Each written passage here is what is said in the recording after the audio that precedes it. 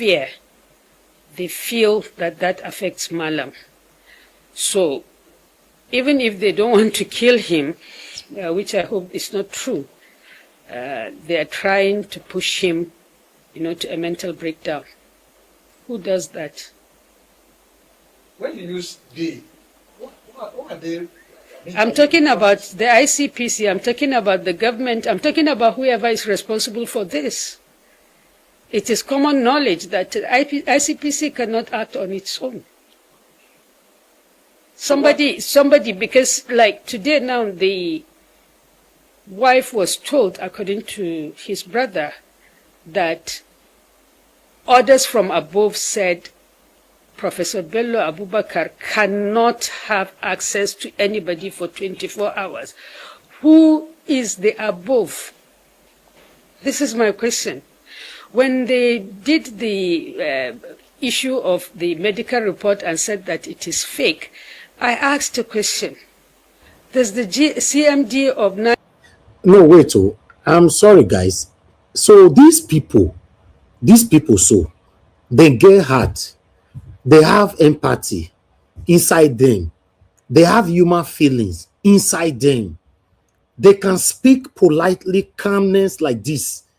These people. So when we Nigerians are crying over what we are facing, the intimidation, the suppression, the everything they are doing to us, it will look like these people doesn't exist.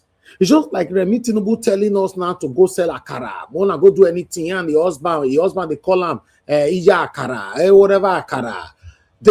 You can see they are acting like they don't have a heart, they don't care about what we are facing. What about if a new leadership comes into Nigeria tomorrow? For example, Tinubu will be heard somewhere. Then you now see Remi Tinubu will now sit down like this, be saying, I don't want them to kill him. He's passing through this. He's to fear all of you now. You people are devil. You are satanic. Erufai. So where was this wife or this why? Where this woman did all this why? Throughout the Tinubu say satanic Buhari no Lenny we were where is tenure. Where this woman did. Just imagine, see how calm she is. See, she's calling for Tinubu to release. In fact, even this one now said, I'm not a fan of Tinubu. Tinubu, I beg, just let Rufai make it buy for inside that prison there, because a lot of Nigerians have died over the satanic decisions from our satanic past and present satanic leaders. Just imagine. National Hospital see every single report a consultant writes. The CMD did not say that I don't know this doctor. This doctor does not work with me. He did not attack the content of the report. He just said it didn't emanate from us. Now, what the CMD should have done, any decent person, any professional should have done, was to call the person in question, because his name is there. The stamp of the National Hospital was there. He is known to be a consultant there. Prof, this came to me. Did you write it? Under what circumstances did you write it? What is the evidence? He has every right to ask those questions, but he did not. Okay. Until this came out and Prof went to him, we didn't even know that he didn't even call Prof to ask him anything about this. So I asked that question. But today when he came, he said, okay, I've seen, there's you are here in the hospital, I've seen it. So Prof, he's your patient. They had a conversation. Not just in my presence, in presence of another doctor and the deputy CMD. I don't know what you mean by does he have access, because access has just been denied now. Yeah, they usually would take him to the eye clinic, but they've also taken him once to a hospital. But after that, no. So with development now, as the wife, family, what's your message to Iranians? Not only Nigerians, not only Nigerian government, to the world. What's your message? What are you telling the world? your concern and your demands? Justice. We don't shy away from defending ourselves, but we want a fair trial. We want an opportunity to be heard. Malam cannot prepare for his defense when he's locked up and his lawyers are given certain conditions to see him. When the lawyers come, they'll tell you that, oh, only one lawyer can see him at a time. Oh, the lawyer cannot stay for this. Oh, you know, there's always one excuse or the other. How would he defend himself if he is incarcerated? These offenses that they are alleging against him are all bailable offenses. The Constitution guarantees that. Just imagine. This woman is telling you and I that everything they are alleging to satanic Erufai are all bailable offenses. The Constitution accept that. How could? I don't feel tell you and say we need a leader that will come into power and pass an immediate bill that will be signed with immediate velocity, that any past leaders caught with corruption should be tried. Execution. But the bail conditions have become so onerous that everyone knows that it is impossible in the Nigeria of today for him to be able to fulfill that stance. So, I ask people, one, to demand that Malam be treated fairly. He should be given bail. He should be released on terms that are doable. Thank you. What are you talking about, Clifford? What are you talking about here? What do you mean by Elvis with all due respect? For not just add that due respect, expose your rubbish that you are typing. Don't think that your call is right. Injustice to one, injustice to who is injustice to who? The problem we are facing today in Nigeria, the final part of it, if the injustice needs to be practiced on top of the satanic leaders that have caused our pains today in Nigeria, so be it. What do you mean that injustice? What are you talking about? Do you not dare here when we are be calling for a dictator that will work for the Nigerians? What is the job of a dictator? A dictator comes in and start arresting anybody that have committed a corruption in the past and buy them. We're talking about justice. What does injustice got to do with somebody that have caused pains, that have stole the public wealth in the past? What do you mean? Do you know the meaning of injustice? Injustice is for somebody that is plain 100%. Not for a criminal, not for a corrupt satanic individualism. Talking about injustice. Who told you that Erufai is qualified for the word injustice? I thought the person here like say we don't know what they do. People when they support tie for rope, for put for a lorry, they drive there, they go for street. Talk about injustice. He should be allowed access to his doctors. I asked the president, personally, I'm talking to the president now. Mr. President, sir, I campaigned for you. I went to every nook and cranny of Kaduna State for you. My husband stood by you. Madam, what does that mean? You campaigned for him, so why are you bringing favoritism into this? What does favoritism got to do with this? You campaigned for him as what? As your boy or what? As far as I'm concerned, the last time I checked, Tinubu is the president of the Federal Republic of Nigeria. Not be your boy. You campaigned for him. Only you campaign for him. This country, I tell you now, say the problem we have in Nigeria is not just the leaders. So people like this one will comment, this Clifford will comment rubbish. So these are one of the problems we are facing in Nigeria. Who don't know the meaning of injustice? Who don't know what injustice is supposed to be affiliated to? How can you be affiliating injustice to somebody that have stole your common resources? Somebody that have caused the pains you are facing today. You are affiliating injustice to that kind of person. Side.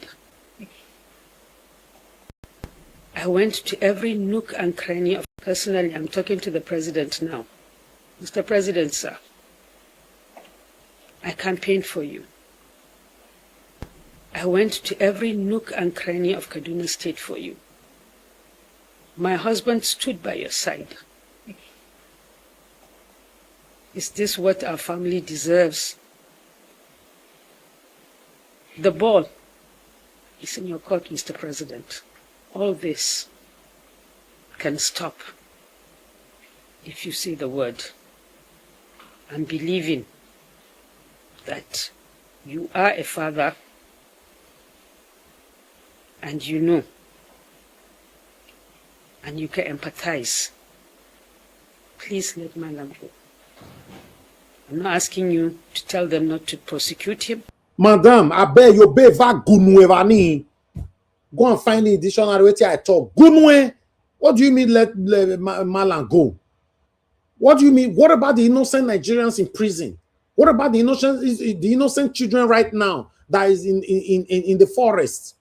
What about the innocent Nigerian that is already in the mortuary or cemetery as we speak? May let my hand go. On this one, I'm not a Tinubu fan. On this particular one now, I'm not a Tinubu fan. What are you talking about? People that they're supposed to bring out and slaughter all of them. All our past leaders that have caused the pains we are facing today.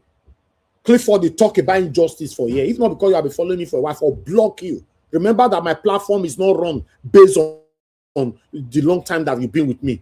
If you don't get better thing to talk about, why must you affiliate injustice with somebody, a satanic individual?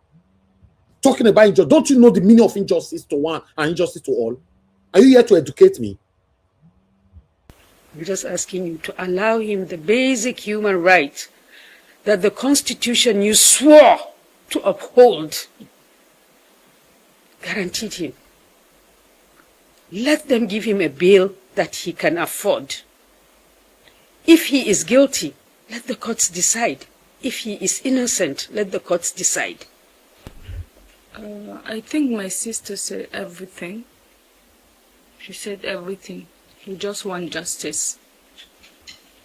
No pretending. A lot have happened. We just want justice. That's all. She already said it all. We just want justice. No need for all the game, creating fake story all the time. I think ICPC it is an institution, and it's sad to see the institution going down on all those fake story creating and all that. I will not go deep into because there are a lot. I have a whole book. Every day I'm documenting, every day. And I have a lot of proof of video of what they have been doing. I will not release none of them. I will not do it. But my sister said it all. We want justice. That's it. Madam, una no go get justice. I forbid justice for una family life. Una no go ever get am. Una no go get am. Every evil that your husband, your family members have engaged on, that the lives that this evil have caused go haunt you, the wife, the sister, in fact, anybody supporting this satanism. What do you mean justice? In fact, the way Tinubu they treat us, so that's what there shouldn't be courts. No courts. Lock am for inside one pothole. You go there, no light, nothing. They put food for rubber bag, they throw am for your head. What do you mean you need justice? Justice from where? Where are they? For the next hour, we're going into everything that has Nigeria and the rest of the world buzzing. But first, Senator Adams Oshiomhole is demanding the federal government seize the profits of South African companies operating in Nigeria and use the money to compensate Nigerians hit by xenophobic attacks. Let's watch. Following comments by a South African minister to the effect that compensation will not be paid to those Nigerians whose properties were looted, shop burnt, and even life taken. that the government of Nigeria reciprocate by appropriating the profit accruing from South Africa shares in all South Africa companies in Nigeria, including their banks, IBC. Yes, Ziki, you said, Mr. Elvis, yes, it's injustice because El-Rufai is being prosecuted because he spoke against Tinubu. Majority of Tinubu cabinet should be in prison. Now, why are they not? Yes, El-Rufai was part of Tinubu's government. He brought Tinubu to power. So may they buy themselves. How is that my business? How that one concern me? How is that part of my job that I'm doing here? They came from somewhere together. So what does injustice got to do with satanism? Tell me how. That the money be seized are used to pay Nigerians.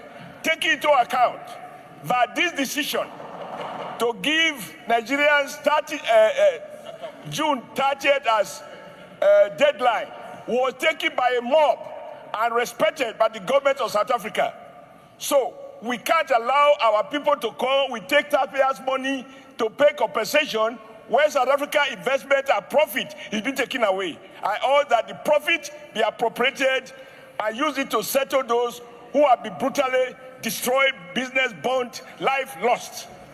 Thank you. It does not require any further investigation because the facts are self-evident. Thank you very much. A month ago, and this Senate, under your leadership, we took a decision that the issue be investigated by Foreign Affairs. You even suggested, your leadership, that we should send people to South Africa.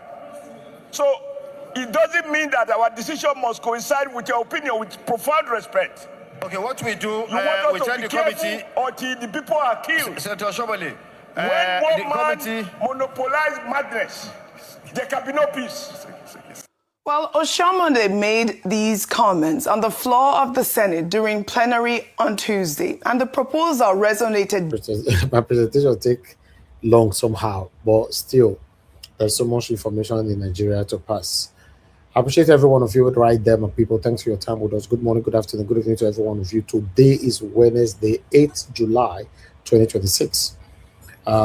Yes, I can see a couple of you were already calling in. This is the best time for you to call in case you want to call in. My presentation is over. But before you call in, I'd like to appreciate those people that's already there with us. My mother for Mommy Diaspora. Thank you very much, Mommy. Good evening to you. Thanks for all that you do for us daily. Thank you, my brother. Abu Azi, I appreciate you. Thanks for all that you do. God bless you, my brother. I appreciate every one of you right there. Mother Peggy Modi, Mother Eugenia, Mother Stella Masaredo. Thank you, Mr. Johnson Emmanuel. Thank you, Michael Organ-Emaro. I appreciate you all. Thank you, Frank Ono. Thank you, Eva Line, and many, many more. I was at Tessie. Thank you. But meanwhile, let me take calls quickly so that we can move on. Thank you, Ogashimize. Thanks for calling in. Good evening to you, sir. Talk to us. Ogashimize, your network, blast your network na permanent hindrance now. Ha, now wow. Your network don't become a permanent wahala. Thank you, my brother. Black Panther, talk to us. Good evening to you. My brother. Thank you. Thank you very much. Thank you. You see, God will bless you. God will bless mommy, bless everybody. Amen. Bless Naija you watch. Yes. Naija watch. Yes, You my hear brother. me? Yes, I hear you, my brother. You see, now, you not to say some Nigerians don't understand the problem what we did. Yes. When you were talking about El-Rufai, you see the way that they talk? So They don't know the problem where they get. so sad. They don't know. They know when they talk every day, say Nigerians don't understand the kind of problem we have at hand presently. Talking about We just injustice. they follow blindly. Talking about injustice when part of the problem is being sorted out. A man that didn't give anybody justice, even in the grave, he didn't give a justice. And you want him to have justice. Do you know how many people he unalive when he was a governor? The Christians. Do you know how many people he made homeless? The records are out there. Go on your internet. Google is your friend. Google it. When El-Rufai was the governor of Kaduna State, you see the damage he made to the Christians.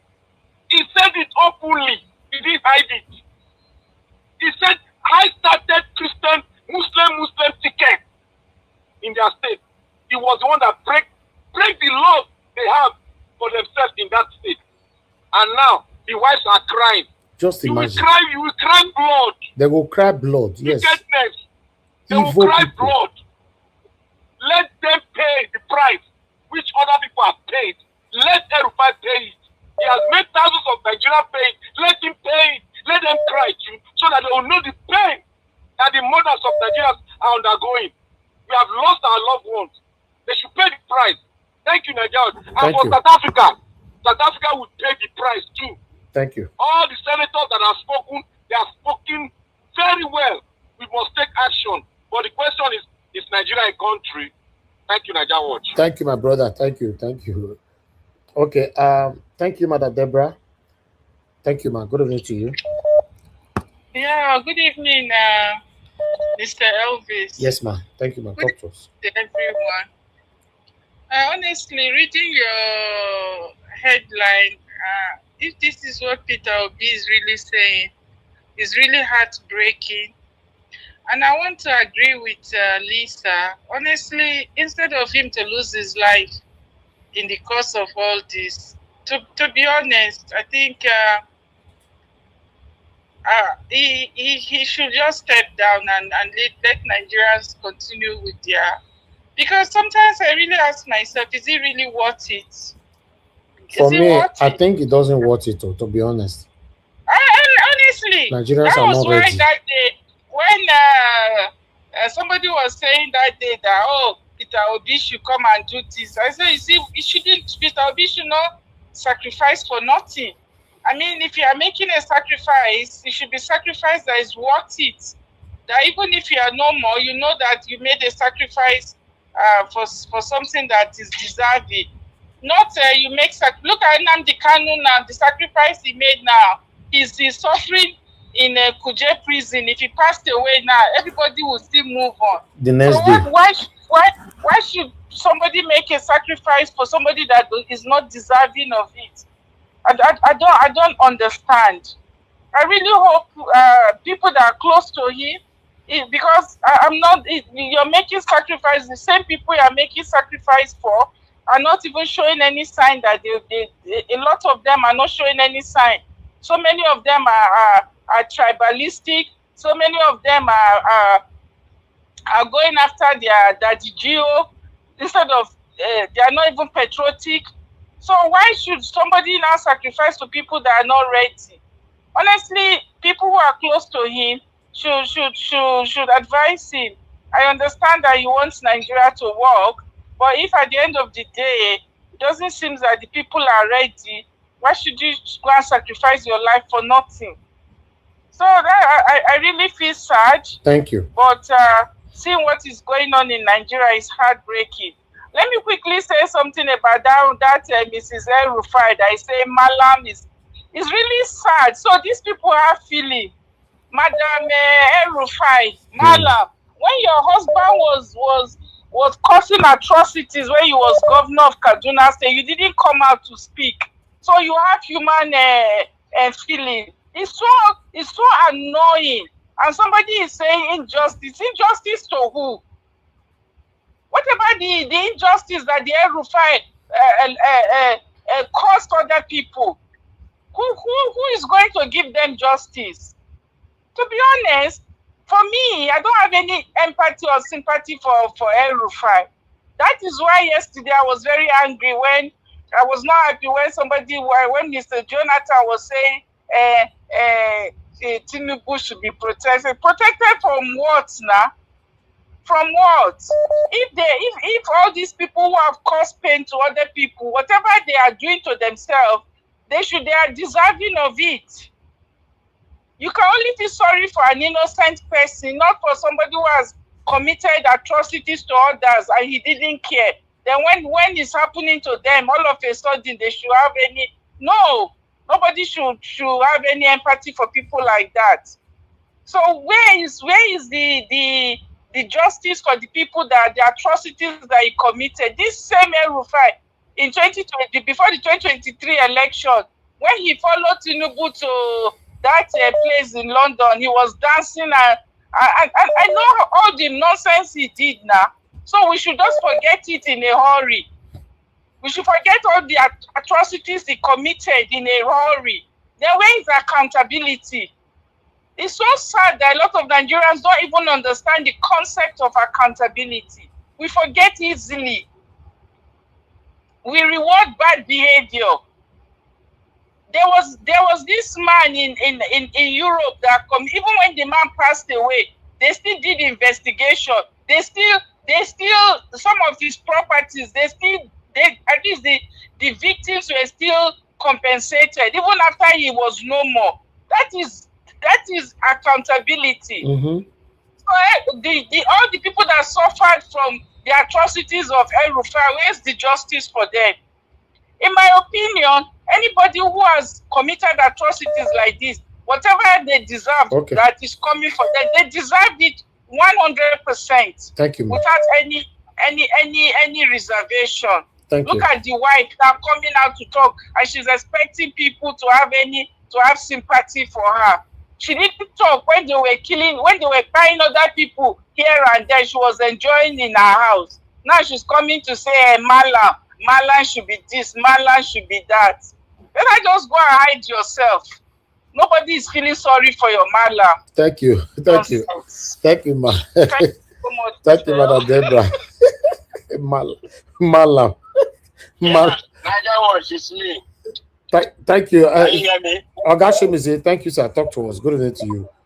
Yeah, this is another protocol. Yeah, Naija Watch family, I greet you all. Greet everyone. Women diaspora, thank you for all you do. No matter I didn't listen. I just at the last end I see some of the interview. So what I would say in South Africa issue is see, Nigeria controls people, and I don't know why. I don't know why Nigeria won't take any action if something is going wrong in another country. But if that is Nigeria government will go against those people. But if it's here in Nigeria that something is happening, those people will come or do something. But I don't see all of this, sometimes now, Nigeria need to stand up. Government need to stand up and do the needful. You can't see your country people dying in another country. Some Africa, telling them they should leave. Some black people, they should leave, and even buy some people. Always look at how many numbers they said since 2019 to 2022 or 2023. How many people they already buy? So it's too much. I supported what all the senators said, which is good. For people to be, please, if I can advise you, my brother, Nigeria is not worth dying for. Nigeria is not worth dying for. There's so many politicians. They have did past years. Nigeria still move forward. What the people do? Nothing. Masses never protest. God forbid, if they take people to be out to pay, nothing will happen in Nigeria. Everybody will sit down on their keyboard.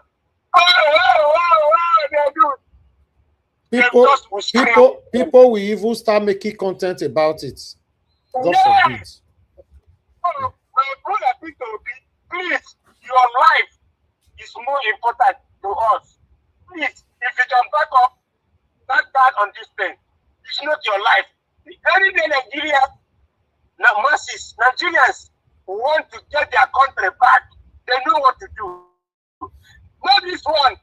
Peter, we never tell us in 2023 to protest. And they never tell us how somebody will just come out and say, hey, you guys go in the street, burn houses, burn many things you see. A good politician will never tell you that. And somebody that have human feelings will never tell you, go and do this.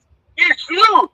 You know how you suffer. You know how you come out on the rain, on the sun, to vote. They take They take all your this thing and say no. Who the hell are you guys? They just throw your vote inside the bus. So if Nigeria like, they didn't take their country. If they don't like, please tell me, my brother, please go and sit. Go and relax and enjoy your wealth and do your business and continue heading where you're headed. Thank you, Niger Watch. Thank you very much, Ogashimeze. God bless you, sir. Thank you. All right. I have more people calling in. Let's see. Okay, I think we should start talking now. Maybe we'll deal with calls again later on. Thank you very much, everyone. Right there. Appreciate every one of you. Thanks for your time with us. Yes. About Peter Obi. Wow. I understand. I saw a comment from Mr. Johnson Emmanuel saying that a true leader will go to jail or something like that. Mr. Johnson Emmanuel, I understand where you are coming from, but if you see Nigeria matter, does it actually worth it doing that for Nigeria? A country where the people don't care about your efforts, a country where the people, they think what you are doing it for yourself. I'm not sure say what time, to be honest. I'm not sure say what time. God forbid anything happen to Peter Obi today. I bet you for the first 24 hours, Nigerians don't start to do content over everything. So for me, what time? If Nigerians were serious-minded people, yes, I can say yes, why not? Go to jail. The people are there for you. But look at, for example, Mazi Nnamdi Kanu today. It took so many of us years to get to understand what that man was fighting for. Today, people are now referencing to some of his speeches and all that. But some of us that time, even though we did not hate him, but we did not still understand what he was fighting for. We even thought that him fighting for division was a bad thing. With the state of the country today, don't you think division is the best thing that can ever happen to our country, Nigeria? So my problem still remains on the people. Does the people really care? These people will mock you. God forbid anything happen to you. They will mock you. I'm telling you, they don't care. So for me, I don't think it worth it. If you ask me, and what time? Oh, you're the swim for inside like this. As we just see them like this, more of you the swimmer they go. How would you swim inside like that? How? You say? How would you swim inside like that? But the person when they fight until the enters our bedroom before we start wake up. But people don't care now. If people, anybody no care, we must care. Let us make it different. But that's why you and I we are here. But let's continue it. Make Peter no, not about you and I. You want make Peter Obi go die for Nigerians? He not go die. Let him continue it. People don't die before. He not go die. Let him continue it. What is the meaning of let and live when you are living a life of worthless life? I don't know what people. You people depend on hope every time. You are not fighting the main thing. Is hope a human being? Anyway, I would like to take some people's comments because I saw a couple of comments today on, Mother Peggy Modi. Thank you very much, man. God bless you. I'm grateful for all that you do all the time. Your pocket never ever run dry. To be honest, we have lots of people watching me here. We have 300 people watching me here. Now only one super chat. Now you don't enter this platform. The encouragement, we need it, my people. Sometimes people's calmness and everything, and we just take advantage of it. Like, okay, my duty, make it go live if you want to go live. It's not like that. Hit on the $sign, press on the like button, help us to share. I will really, really do appreciate this. Thank you very much, my people. But I'd like to read this. Ngozi said, Omo, this is the same thing I was telling my husband recently. Doing business in Nigeria is at your own risk, specifically as an Igbo person. Even if your customers are Nigerians, If you have the opportunity, make sure your business itself is not headquartered in Nigeria. You will suffer. When Very Dark Man brother opened his business in China, yet his customer base is in Nigeria. Do you think he's a fool? Exactly. But let me look for, because I know you have a second part. I don't know if this is the second part. No, that's not the second part. I'll read all these things, but okay. This government will frustrate every effort make. I know so many people who were once doing extremely well, but the business environment became so difficult that they are now thinking of giving up completely. Doing business in Nigeria is one of the biggest risks you can take as an entrepreneur. If you have the opportunity and the resources, establish your headquarters in a country with a more stable business environment. You can still serve the Nigerian market, but at least you will have a solid base when policies or the economy become unpredictable. Running your entire business with your headquarters and operations all in Nigeria is what? I think the second one then. I go to find that one today. Okay, let me just move on. Let me take this one. One can only imagine the hell this government unleashes on Peter Obi on a daily basis, simply for challenging the wickedness and heartlessness of the clueless people in power currently. Sometimes I pity him. Honestly, I sometimes wish he would just let Nigerians suffer more until they are truly ready to have a country. Yeah, I have another person here. Just hold on, guys, because I've showcased so many things today. I'm just okay. This one said, Mr. Failure, claiming the government is after your life and frustrating everything you do for a living. Sounds like classic victimhood politics. You governed Anambra, built businesses in Nigeria for decades and still operate here. If the environment is that hostile, specifically to you, why not share concrete example instead of vague entitlement talk? Question. Airport staff clamping one car isn't a national conspiracy. Millions of Nigerians deal with daily frustrations under the same policies you criticize without turning it personal. Focus on offering better policy alternatives for 2027 rather than implying persecution every time things don't go your way. Nigerians need a solution, not more sympathy narrative. Okay. I would like to bring this one here. I don't know. I'm messing everything up now. Okay, I don't read this one. Okay, I don't read this one. Hold on, guys. I'm going to mess everything up now because everywhere is just bombarded.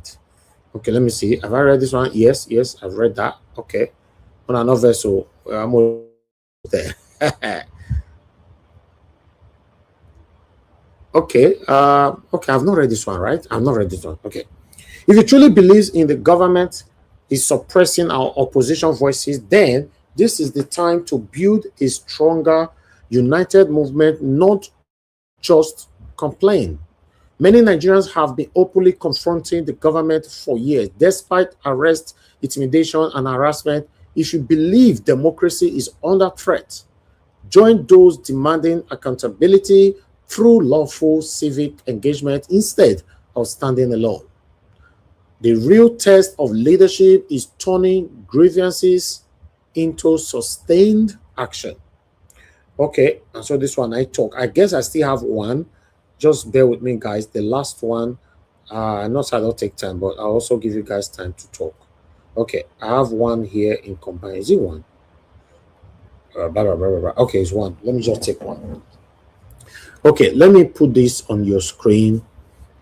This one is different people here. But I'd like to take it one by one. The first person said they obviously want him to give up. They know he's a tough nut to crack. So they want to wear him out, make him to eventually give up. I pray he doesn't care. He doesn't cave into their plans.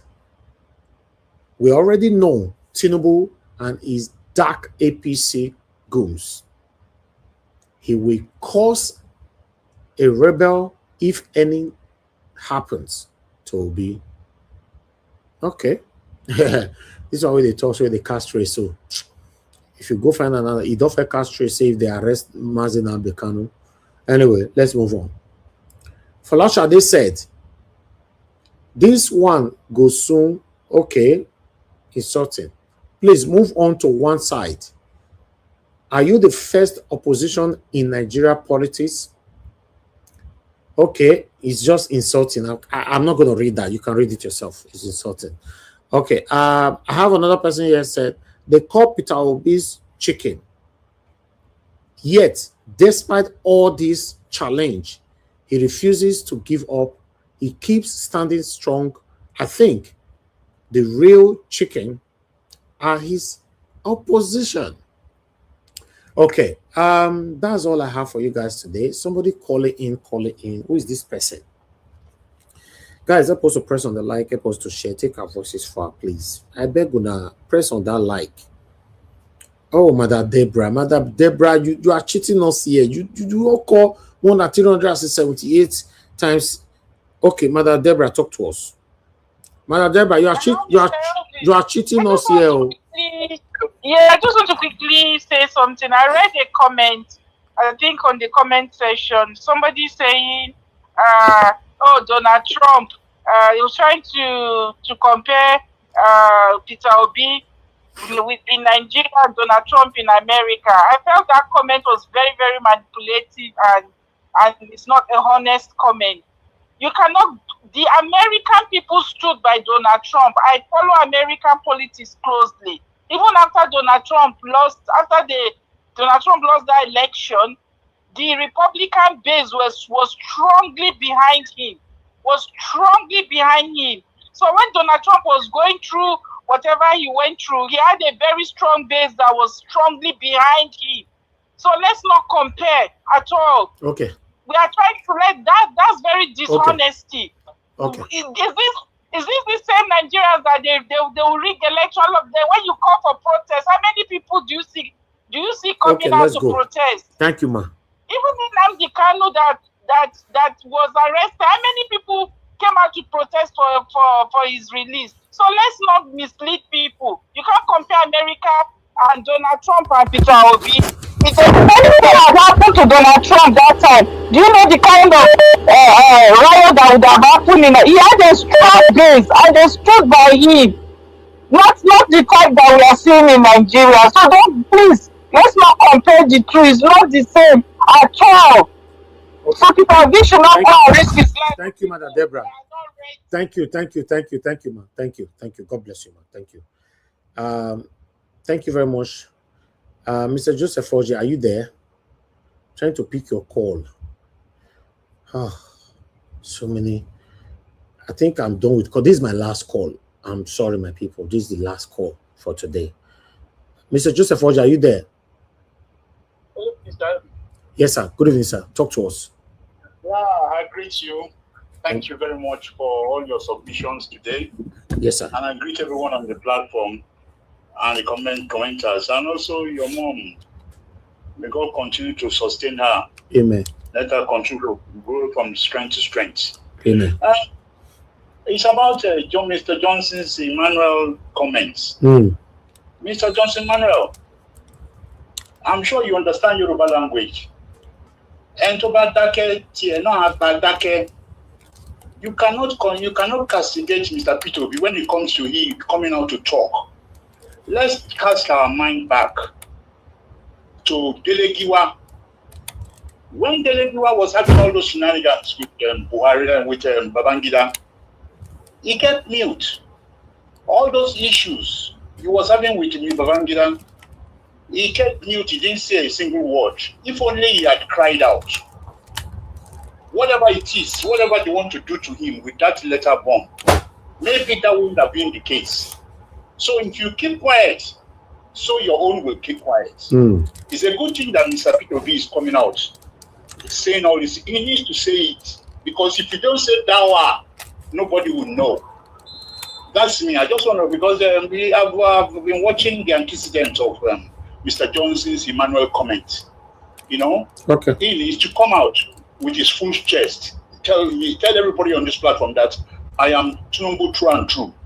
I mean, Tinubu, so but that he has said that already now. He told us that it's for Tinubu now. Well, I wasn't aware. No, he did. He did about 2 weeks ago. But for him to complain about somebody saying what he's experiencing, somebody is telling you his personal experience, and you are going on and going on about it. It's like what this other lady said about his personal experience. Yoshere, that young lady, that lady who said it, what he experienced when he came into England, what his mother with the West Caribbean, and people are going on about against her. When something is your personal experience, nobody have any right to cast any nonsense against you. You need to say something. You need to say something, because all those who are plotting, so that the whole world will know where this is coming from. Thank you, Mr. Elvis. That's all I want to point out. Thank you very much, sir. Thank you, sir. Yeah, thank you, guys. Yes, sir. Yeah. Okay, callers, I'm sorry, with all due respect, I'm done with calls already. Let me focus on my panelists. Thank you very much, my wonderful panelists, for your long wait. I'm very, very grateful having you guys with me here, because I'm learning from you guys as well. So, yeah, there's a lot going on in Nigeria. Only one person off here now. And God will bless you, number of people. Thank you so much. Okay, let's hear from the first person on the panel today. For a while now, Mr. Jonathan. Now you'll be number one person. Now you'll be the first person on the panel today. Oh, yeah.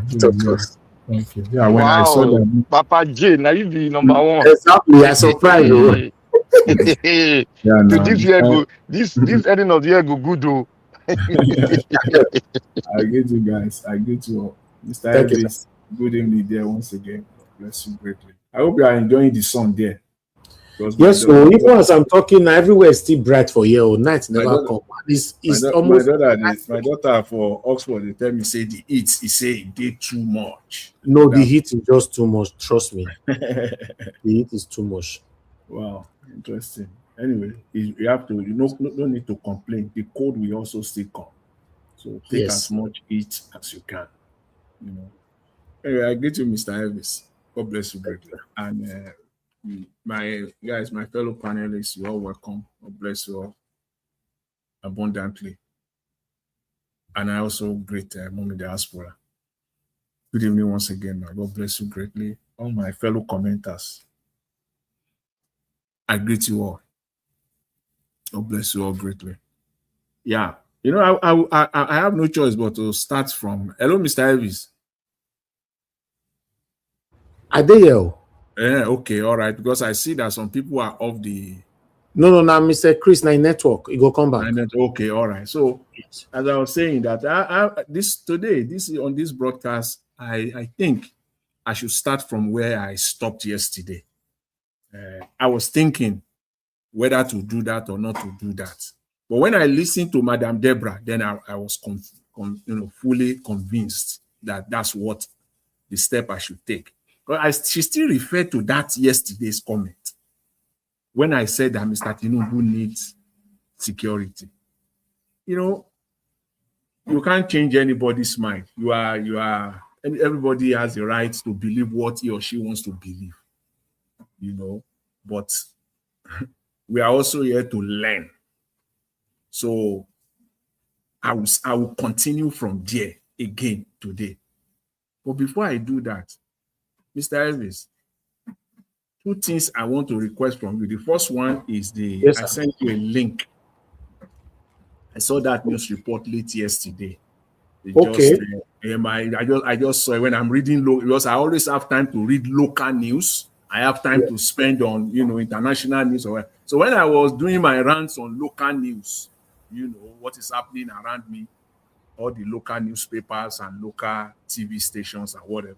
I came across one story, and it fits very, very well into the subject matter of today. So I quickly copied it and sent the link to you. I think I sent whether that same yesterday or this morning. I sent it to Nigeria Watch. You will see the link there. It's about China, what they do to people who steal. This is current too. This one is still, it happened this Monday.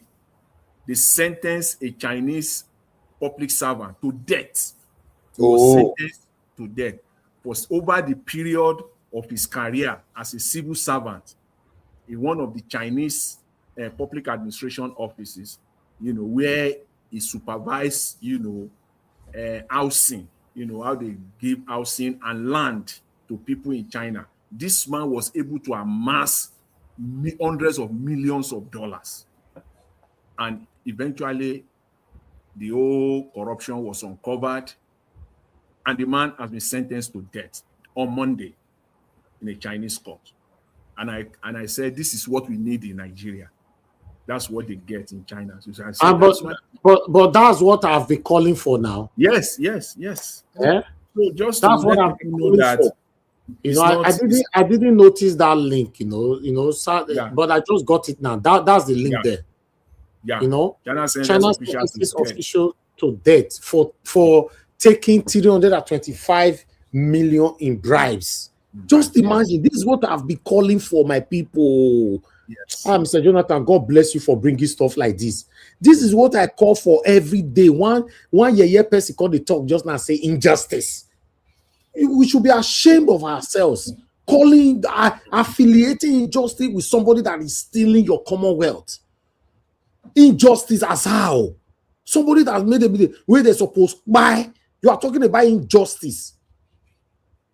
See better country. How do they take decision for their country? See it's there. BBC 9 report this one. So see BBC 9 report them. So from my local news. Yeah. So is this what we need in Nigeria? That's how the society is sanitized. And Oga Jonathan, no matter what the world says, they're nothing concerning Chinese nothing people. Concern them. Nothing concerning them. It's over. The man, they don't send. The man don't. And the man is 69 years old. Yeah, he carried out this corruption over almost 2 decades. Yes, so no matter say don't do this thing 20 years ago. Yes, you can see he served in the various positions, since 1993 to 2023. Yeah, just imagine. This is what we need in Nigeria. They talk about injustice. Shameless Nigerians. Talking about injustice, somebody that is stealing from you. Shameless Nigerians. Go ahead. That's the first thing I want to say. The second thing is that you see on this scandal, I want to continue from there.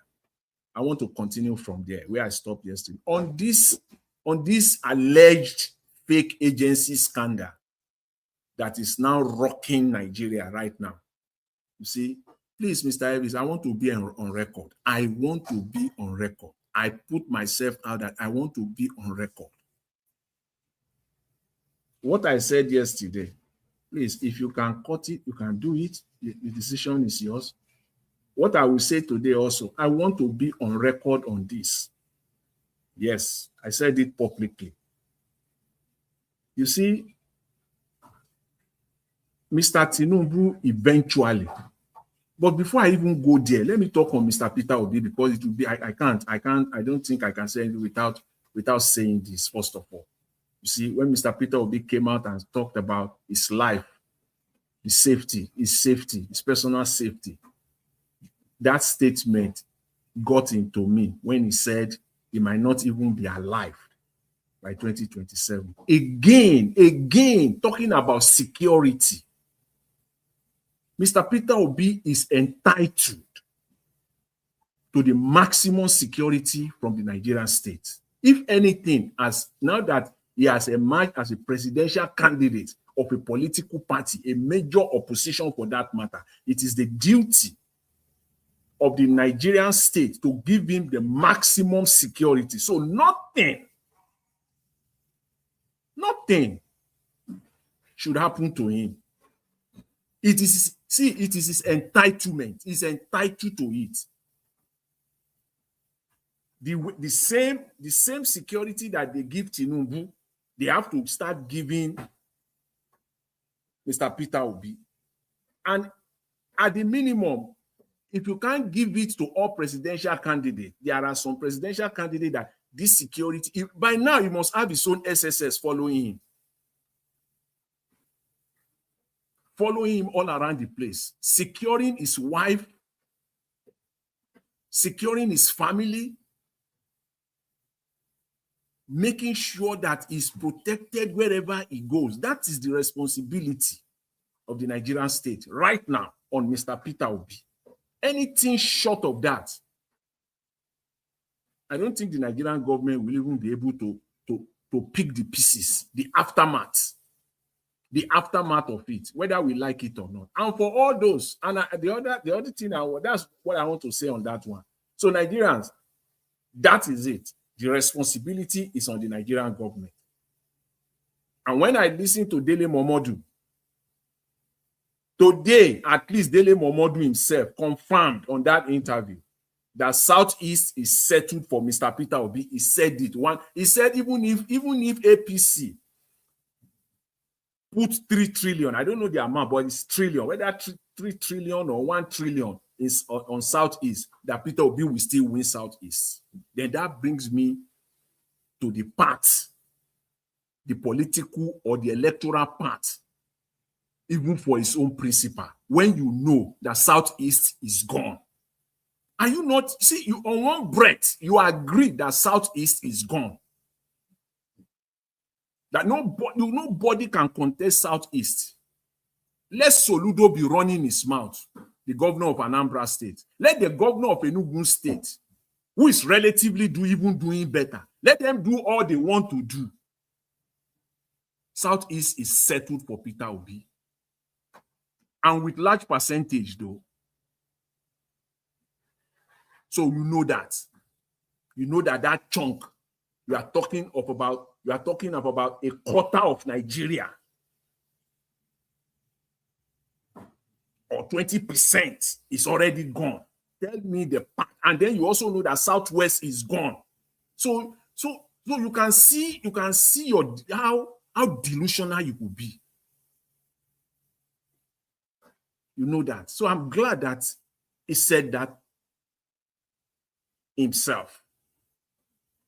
So when you hear anything going forward from him about Southeast or whatever, just forget it. The last thing I want to say on that is that, see, all these Southeasterners, leaders, their governors and their major politicians, if they think or they are thinking or they have the idea or nursing the ambition that maybe somehow, somewhat, they want to come out and vie for the presidency in the future, they should just bury that idea, bury that ambition, because it ain't going to happen. Forget it. The only thing that will give you opportunity in the future, in your lifetime, is if you back Mr. Peter Obi, your own man, from your own man, from your own region. It just couldn't be that all of you will turn your back to him. It's absolutely ludicrous. It's just crazy. It's just crazy. So if you are thinking that you are playing some political game, that maybe it will now be your turn, might as well just bury that. It's not going to happen. So that's all I want to say on that one. And coming back to the main issue on this scandal, one thing I like, though, is that the Nigerian media is not relenting on this one. At least for the first time, I'm seeing that on them. My advice to them is that they should continue to double, triple, quadruple down on it. They should not back off. This one cannot go. It will be on them too. It will be on them too if they back off. This must continue. You can see now, when I talk about security for the man that is at the end, we are getting started. The first reaction was denial. Please follow me. The first reaction was denial. from the presidency. Believe and their understanding is that that denial will suffice, that denial will just be enough to bury everything. Everybody will enter house, the normal Nigerian setup, things will go on, business as usual. It didn't work, and it's not working. They move to the next step. Time will vindicate all of us, me, myself in particular, on this thing.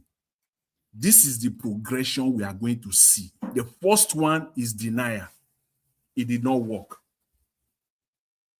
Because of the persistence, the little persistence that we have seen from the Nigerian people and from the media, I'm not giving them 100%, but they are getting started. Because of that, the next step happened. Mr. Tinubu is forced. You know, if you are a tennis lover, if you watch tennis, there's what we call forced error. Forced error, unforced error. Mr. Tinubu, I'm being emphatic now, he will make forced error. He will be forced to make the error. It is the persistency that has led him now to make the second one. Mr. Tinubu came out and he said, through his spokesman, he put out a statement. He said that he has ordered the ICPC, the Independent Corrupt Practices Commission, to probe, to investigate this whole scandal thing. You see, the next is now, that is it now. Ordinarily, if Nigeria had settled on that denial, this one will not happen. Because of the persistency, he has moved to the next one. Nigerians must not relent. This must continue. In fact, they must go to GR2 now. And I'm saying here, Mr. Tinubu will now be forced. Wait for the next 1 to 2 weeks. He will now be forced to institute a public inquiry, because this probe that you said is you now investigating yourself. It's not going to work. Nigerian media should not settle for this, because I've been listening to them today. Some of them praising him for what? This is crooked. It's criminal in itself. You cannot investigate yourself. One agency investigating another agency within the same government. The leader of the government is investigating himself. So you can see the crooked nature of the whole process. So it's not going to happen. What Nigerians, the media, should be demanding is an independent public inquiry on this matter. That is what must happen. Let me say it so that when it happens, they will not say maybe we are following the news. I'll preempt them. When the public inquiry happens, Mr. Tinubu, this government, this Nigerian government will be for. You see that at Adeyemi? They will go and bribe him secretly. There is no way out. And then the final blowout. They will go and this man, they will have to call him in. There is no way. It has happened. It has happened. I don't want to waste time on all the issues involved. Several accounts open with the Central Bank of Nigeria, being able to get offices at the Federal Secretariat of Nigeria, having 300 staffs, money budgeted in the federal budget of Nigeria, and on and on and on. Somebody has spied already. Are you kidding me? How do you want to talk yourself out? Even if you want to use the power of government, the government apparatus to fight this down, you can't. No government in the world can do this except you want to buy everybody. So Mr. Tinubu has taken the next step now. He was forced to do it. This is not like if it had been the day this news broke out, the next day he instituted a probe, just maybe. No, he didn't do that. They denied. Mr. Tinubu denied. Now he's been forced now to institute internal probe. It's not going to work. We need a public inquiry. And what I said yesterday, I laid the foundation with what happened We have history on this one. And I laid it. And it is exactly, it's like history repeating itself, just that is happening on the other side of the Atlantic. It happened. And this was exactly the way it played out when the then president of the United States, Richard Nixon, he first of all denied. The American media refused. The American people refused. Few days later, exactly, he set up an internal probe. Now Nixon wants to investigate his own government. He wants to. The American people and the American media refused. Then he now called a public inquiry. When the public inquiry was not going his way, that's why I said earlier, they now decided to go and bribe those people that are involved. The key witnesses, let's bribe them. Let's secretly, he used the FBI. These are all publicly available information. It will be interesting. There are about 30 minutes video that you can watch just to brace up, yourself on history a little bit. There are 30-minute video. There are 1 hour video. Even there are full video of like 2 hours on the Richard Nixon. You can watch it. This is it. He has moved to the next step. But it is the Nigerian people, more importantly, the Nigerian media, that will not let go on this one. Because if they do, all of us, including even the media, what they are thinking that they are protecting, it will crumble. They will suffer for it. The jobs that all of them think that they are protecting their job, you will have no jobs very soon. And if you do, that's your naira that you are getting will be worthless than the tissue paper you use in your toilet. So you better brace up now and do the needful to protect yourself, protect your family, protect your country. So if you think that it is the job that you are protecting, if I do the needful, I will not get job tomorrow, you might as well not have that job a year from now if you don't do the needful, and it will be worse off by then. This one cannot go. In fact, this might be the turnaround if it is done the right way. That it just a little bit, it might just help us. Because this is too much. It's just too much. If we still have any iota of redemption for Nigeria, we must fight this out. We cannot let it go. So wait for Mr. Tinubu's next move. Me, I'm referring to the president. I'm not referring to anybody. He's the one in charge. He's the one that is in charge. Shebi now is the one that set up a probe. What was their position last week? Just this few days ago. Deny. Now the same man has set up a probe. That will not cut it. That independent inquiry, public inquiry, is not going to be anybody from your government. It's not going to be anybody from your APC political party. It will be independent Nigerians. Yes. And if you infiltrate them, can't you people see that this could bring down this government? It is big enough. If anything, somebody have pie, they have to explain to Nigerians what circumstances that led to the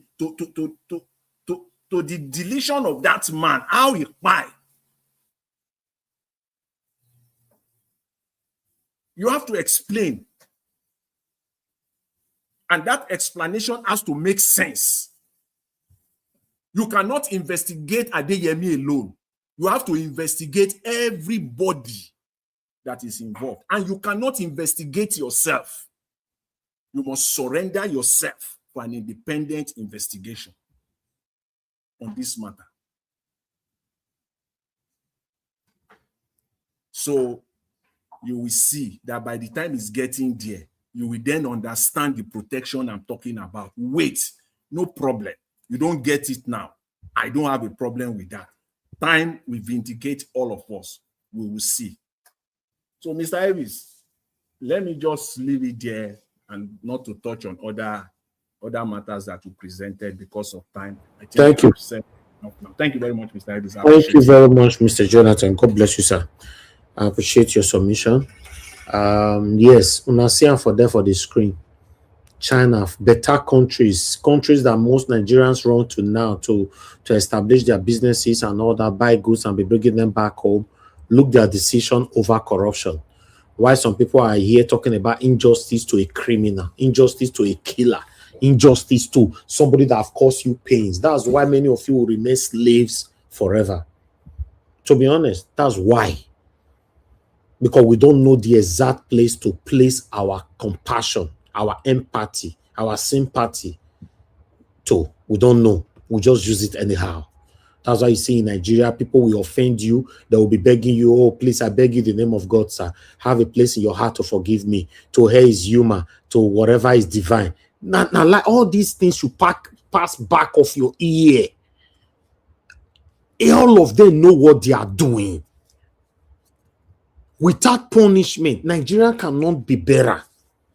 Nigerians need an iron hand to stabilize that country, for our country to become competing with other developing countries. We need an iron hand. They're talking about injustice. Injustice to a criminal. Injustice to somebody that single-handedly installed someone that ring election to rule you. Now they say this is injustice to why injustice. English you hear whether they talk for streets, you got okay, my ghost speak and see people they speak and you don't know what it means. Sometimes when they make person verse, to be honest, when they make person verse. I don't know how. Listen, I'm not there here to please you if you don't get sense. So I'm telling you, if you don't get sense, you are not feeling the pains that we are facing right now in Nigeria. Give us a minute, please talk to us. Give it to you, my brother. Thank you very much, Mr. Elvis. I appreciate it. Thank you so much. I greet everyone on the panel, comment session with us, where I greet you all. Thank you very much, Mr. Elvis. So based on what Mr. Jonathan said and what you now submit after him, is the reason why sometimes I critique accounts like Johnson Emmanuel. Look at what that person wrote about Mr. Peter Gregory will be. When it is cheap, when it is cheap for them, they can compare Nigeria and the US. Donald J. Trump that I was talking about cried out that Democrats are going after everything that he has, all because they don't want him to become the president. Donald J. Trump himself cried out. Now, this man is now saying that Peter will be crying out. It's like a woman crying out. A man is telling you what the criminal government is doing to his life, and you are there typing that why is he saying such one? Like you are not comparing Mr. Peter Obi to Donald J. Trump. Now, when it's cheap for you guys, you can make a comparison. Donald J. Trump cried out because there's a system here that works for him. Is there a system in Nigeria? Why are these people always evil? The government that you support, Tinubu government that you support, is committing criminal. Have you seen this Johnson Emmanuel type about the evil that they are doing? Have you seen it?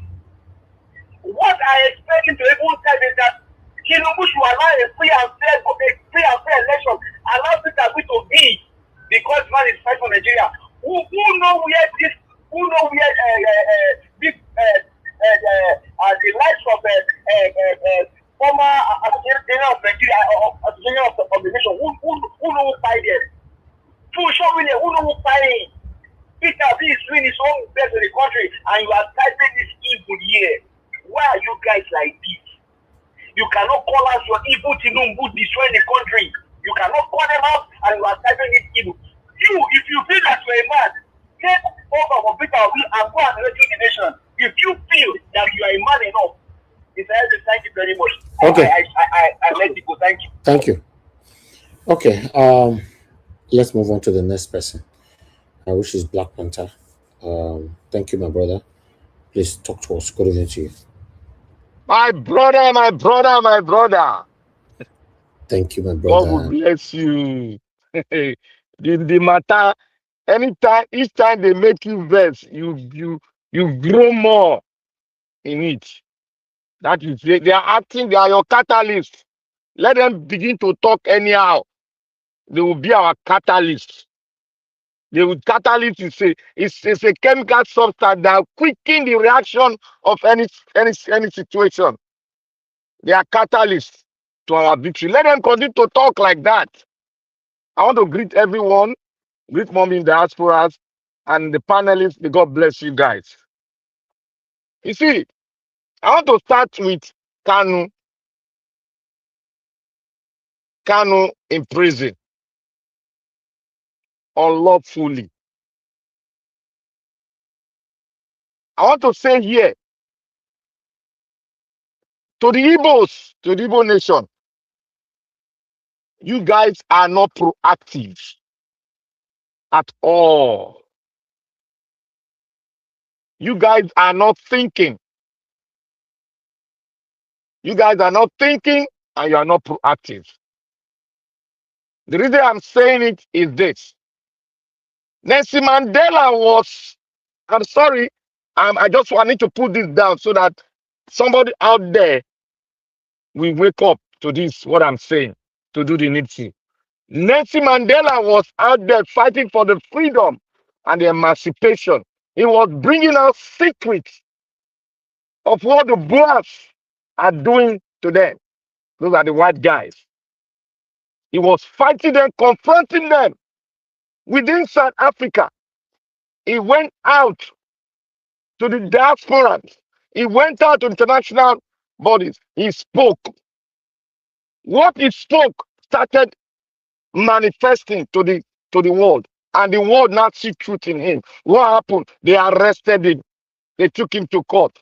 He was in prison, jail for life.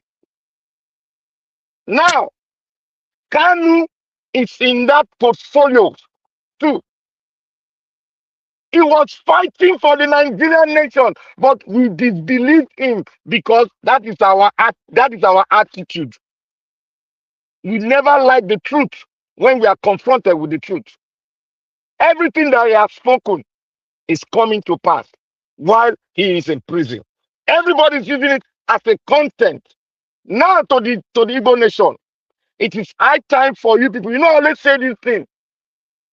You people are not proactive. Go out there to international, set up a body that will continue to preach this to every nooks and corners in every nations of the world. You people you have a wider spread. You people can set up organization, start having rallies, start having music concert for him, telling the world, having conferences, put his name there, put his picture there, so that the world will hear about the evil the Nigerian people. Only God knows what will be the outcome, whether it will be that which will spark up the issues, that which will correct the abnormalities in Nigeria. But I beseech you all, wake up and be proactive. It is time for you to really show the love you have, the in-depth love. South Africa showed the love they had for Nelson Mandela, and the world now join them to show the love. It is high time we all wake up to do the needful. The Igbo nation, you are on the hot spot. Start up this issue. It might start as a little thing, but it will be the food that will spark up something. We have been long waiting for it to happen. I rest my case. Somebody out there is hearing me, and somebody out there will energize this. Thank you all. I want to start by saying that, you see, I said one thing, and I'll be consistent in saying it, that we Nigerians don't know our problem. Everything we see, we take it as an opportunity to get at something. if we know our problem, because information is power. Information is power. When you have information, you will confront your issues with boldness and confidence. Your confrontation will give you the confidence that this one I am having victory. It is not the Holy Spirit tell you, it is your spirit that is in you that will tell you that yes, I am going to have victory because I have the power, and the information is the power that I have. Nigeria started something and he played a video of El-Rufai. All of a sudden, somebody start typing. I know there are many like him, but this one came out with boldness, stupidity in boldness. He came out to say, oh, injustice to all. Injustice to one is injustice to all. Where is the justice that El-Rufai gave to those that died, that died in Kaduna? Where is the justice he gave to those mothers? The genesis of what is happening today. Who are the ones that know where the dead bodies are? He is one of them. He is the captain, chief in command of this thing that is happening in Nigeria. He paid them money not to buy. He paid them money to keep quiet. He paid them money and he shouted, all of them should come to Nigeria. His godfather said it and he propagated it. And now he's facing his own, what he has sown. He's facing it. You are not telling us, because we are proxy, Abi, to not fight for the release of Rufai. Now the injustice has come to his doorstep. His wife is crying. They will cry blood. Let them go and meet their Allah to rescue him. Because he has made mothers like you, who are mothers, to cry. They can't see their sons and daughters, their husband anymore. Where were you all when a life was brought out from a mother's womb a child has stayed there for 9 months? They brought it out and said, Allah Akbar. Here is the justice. Nigerians, you need to know your problem. If you don't know the problem, you will never have solution. We are just mere mortals. We are looking at it and we are coming out as patriots to get a new country, and we are speaking it out here. You people are doing what? Castigating us. But there will come a time where the cry will come to your doorstep and you will try that cry. And someone will say this. You yourself will face justice because you have been propagating injustice to go scot-free on many that require justice. Where is the justice for the Nigerian people? Where is the justice? Have we not had enough? Where is the justice for the common man that have been taken down in the north, our brothers and sisters? Where is the justice for them? Who knows where the dead body are? El-Rufai and others. Buhari said they should come in from the Sahel, that this is their country. El-Rufai took it, that they should come in affirmative. Now, may God bless all of us that have been standing our ground. We will never relent on it. We will continue. Now I come into what our boss, our father, and our mother is our mentor. He's teaching us. That is Peter Obi. Teaching us. I wonder, what will you fight for? If nobody fights for this nation, somebody will do it. If we all cannot do it, somebody will do it. If we chicken out, somebody will do it. And when that person does it, our children will have freedom. Revolution It's not gotten within a day. It is a process, and that process must be accomplished. And during the process, all these things that we are hearing now, all these things that is battering us, that is making us to cry, it must come. Our brothers and sisters will hate us. They will be the first to hate us. Yes, it is the process. It is the process. If you leave Nigeria now, which home will you stay? Which home? Your adopted home? Forever? What are we talking? What are we thinking? Are we losers? Don't we want a country? Or do you want your country to become what you don't want and you will not swim in it? What if Nigeria happened to you tomorrow? What will you do? I believe it will now energize you to come out boldly, say you will fight for your country. Is it not so? Let us not wait for the doomsday. Rather, let's pursue the doomsday out. Let's pursue it to get our victory. We cannot continue to chicken out all the time. What about the African countries that had about 800,000 souls were lost in their fight to get a nation? You know about the nation that I'm talking about. 800 souls. The Houthis. It was a tribal war.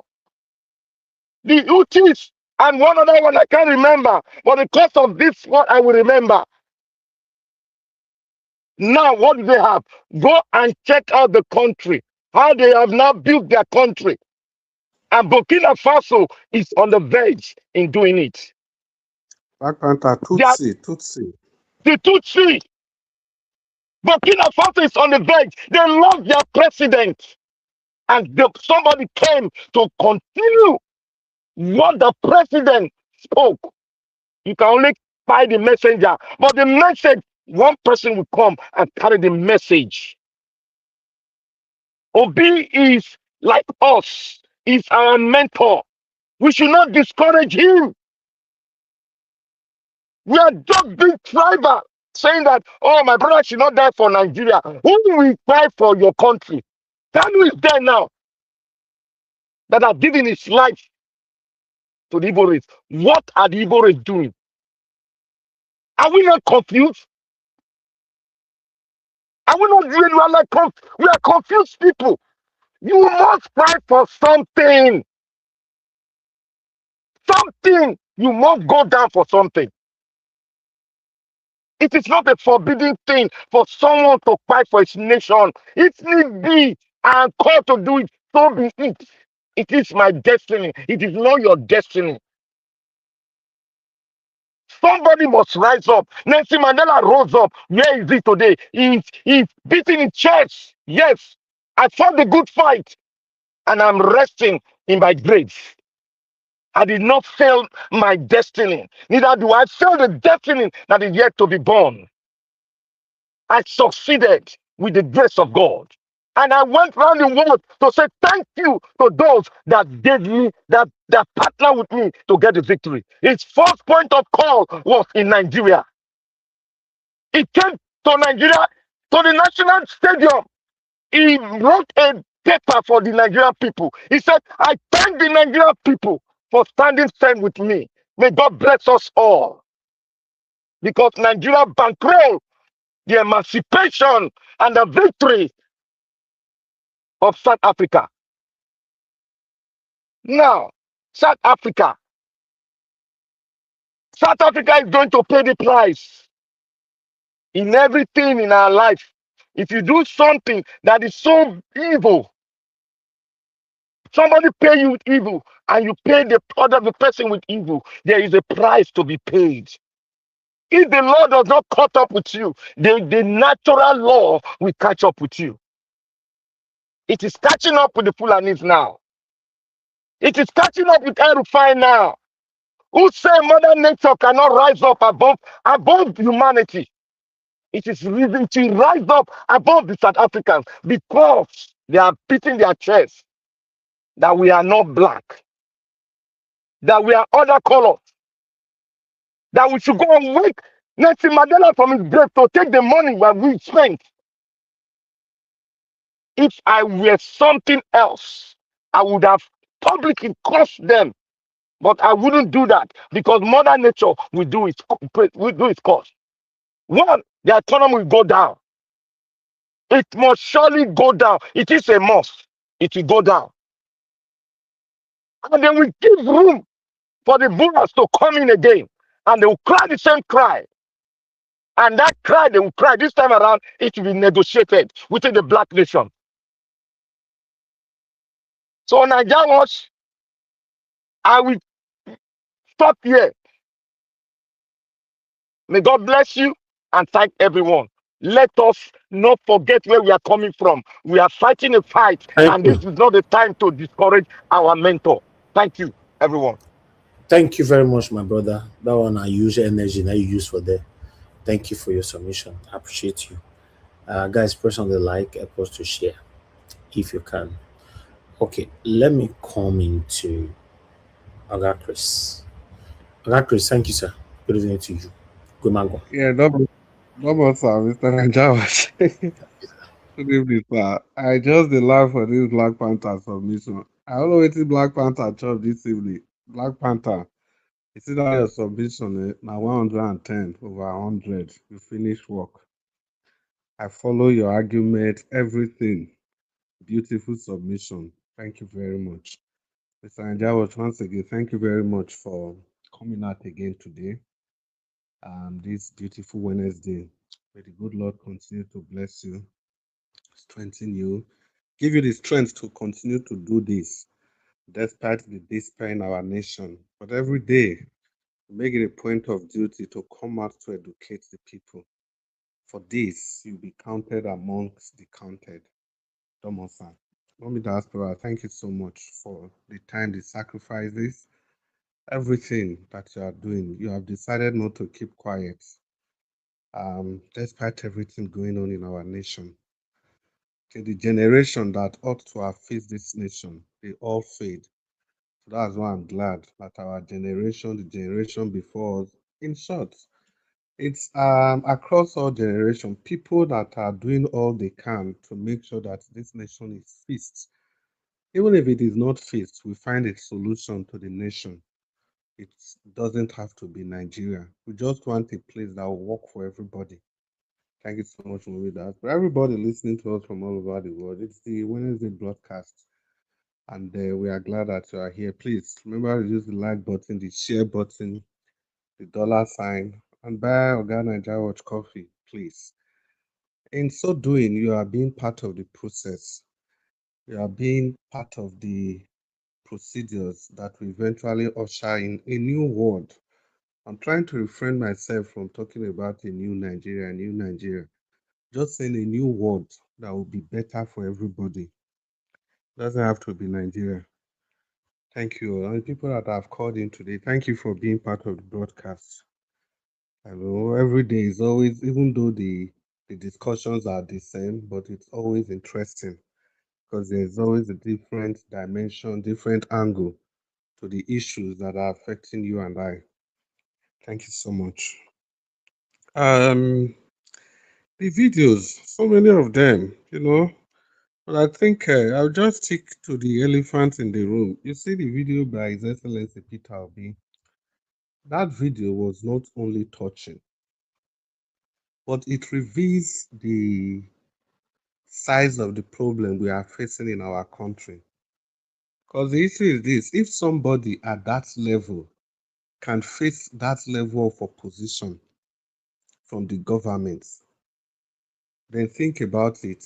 Think about what's happening to every other person that is trying to stop the government that they know that they have access to. I think it was Oga Jonathan that said that. Yeah, it was Oga Jonathan. Thank you very much for that submission. When you said by every standard, Peter Obi should have security people around him, not the one that is paying, not private security. For the fact that he has indicated interest, he is not a nominee of any political party. So have security people 247, member of the Secret Service, going around with him everywhere he goes. every single place. People don't even need to know. Because if that arrangement was in place, you see that vehicle where they go lock for airports, that thing for not happen. Because there ought to be men, secret men stationed around there. That's why they do it for US. It's not a new thing. Even at the height of insecurity in Jonathan's government, he had to deploy armored car to what's the name? Buhari, the one that nearly by everybody finish. The federal government organized security for Buhari. The sad part is that the people that are doing this evil today, committing this atrocity today, if tomorrow now come and visit them, I think somebody will talk about justice for everybody. Because that is what I heard somebody saying for El-Rufai. Justice for who? Justice for who? That be part of the reason we make me say I enjoy Black Panther's submission about the kind of atrocities where El-Rufai commits. Tinubu never even near half of what El-Rufai do. See, people, it's not just about saying there should be fairness and justice for everybody. You know, the problem of we, the Black people, we dwell so much on emotion. So much on emotion. Not be Chinese man, not be the now na CS. So I think that it was $350 million. I actually first saw this on the Nigeria Watch WhatsApp group. $350 million and a sentence and to death. The same thing during the Nazi time, it should be must know. During the Nazi time, after the Nazi people, Hitler, after Adolf Hitler don't finish, you know, when they were trying the people that were involved, not be the same standard that they try all of them. The bad way you do, the evil that you committed, it was the standard you used in committing your evil that they also deployed in trying you. Because even amongst those Nazi soldiers, there were still some that were also fed to prisoners. And the prisoners testify that some people, some of those soldiers, they had no option than to follow the rule of Hitler. And those kind of soldiers, they were also judged fairly. But you see all those ones that Hitler will not even tell them to do some evil, they will go and be committing those evil. Those people, they will also judge with that level of evil. If you don't know, see this El-Rufai, the wife that was talking, thank you, Nigeria, for calling out the wife heavily. Just go and, people, go and look at what this woman has been saying. Or is it the other El-Rufai Pekin that's in House of Rep now? That one that will be saying on S that is going to defile people's mother. That one. Tomorrow night, Tinubu get in time, everybody will begin talk. Do you know the number of Christians that El-Rufai finished? I'm just going to list them one after the other. I can list 10 without even thinking. 10. Is it the Emir of Zauzau? Then go do meeting for El-Rufai office. El-Rufai invited them for a meeting in government house. As they were going, they get information say El-Rufai don't cancel the meeting. As that guy, it wasn't Emir, sorry, it was the chief. As that chief was coming back, they kidnapped that chief and the wife. After some time, they buy the chief, then they buy his wife. That chief village, Fulani people go rename that village after their own name. And that village, El-Rufai gazetted that village and put an emir. Village where chief did. This is even in Southern Kaduna. That one is just one example. And he did that many times. Is it when they do burial, the Christmas of 2024? After they buy how many hundreds, like 300 and something Christians, where they do the burial. What did they do? That same day they were doing the burial, in those villages where they kill people, El-Rufai was installing a new emir in that village. Cover your eyes for once. If it were you, if you came from that village, your village in Southern Kaduna, terrorists will come and wipe people away. Then as they are doing the burial, El-Rufai will be installing a new emir in that village. And people asked him, why couldn't you wait? Why must it be the same day? El-Rufai said government business cannot wait. El-Rufai won't they talk from. What about the journalists? Where we not see it today. Remember, even Reno Mokri went to go and interview that lady's, the journalist's wife. See, today they never still see that journalist. El-Rufai and Kwankwaso, they were trading words over that journalist. See, today as we dey talk, that one a person husband, a person mama, and a person pikin, and a person papa, they not see him again. This whole thing wey we dey suffer, so the regional government, the one wey Jonathan do, I think Black Panther don talk about that thing well. The government, the document that came out of it, it was actually handed over to Buhari, and Buhari kept it in the archive that they were not going to look at that document. In its place, he now set up a committee to just even do something similar. It was El-Rufai that headed that committee. What report? What did he came up with? Zero.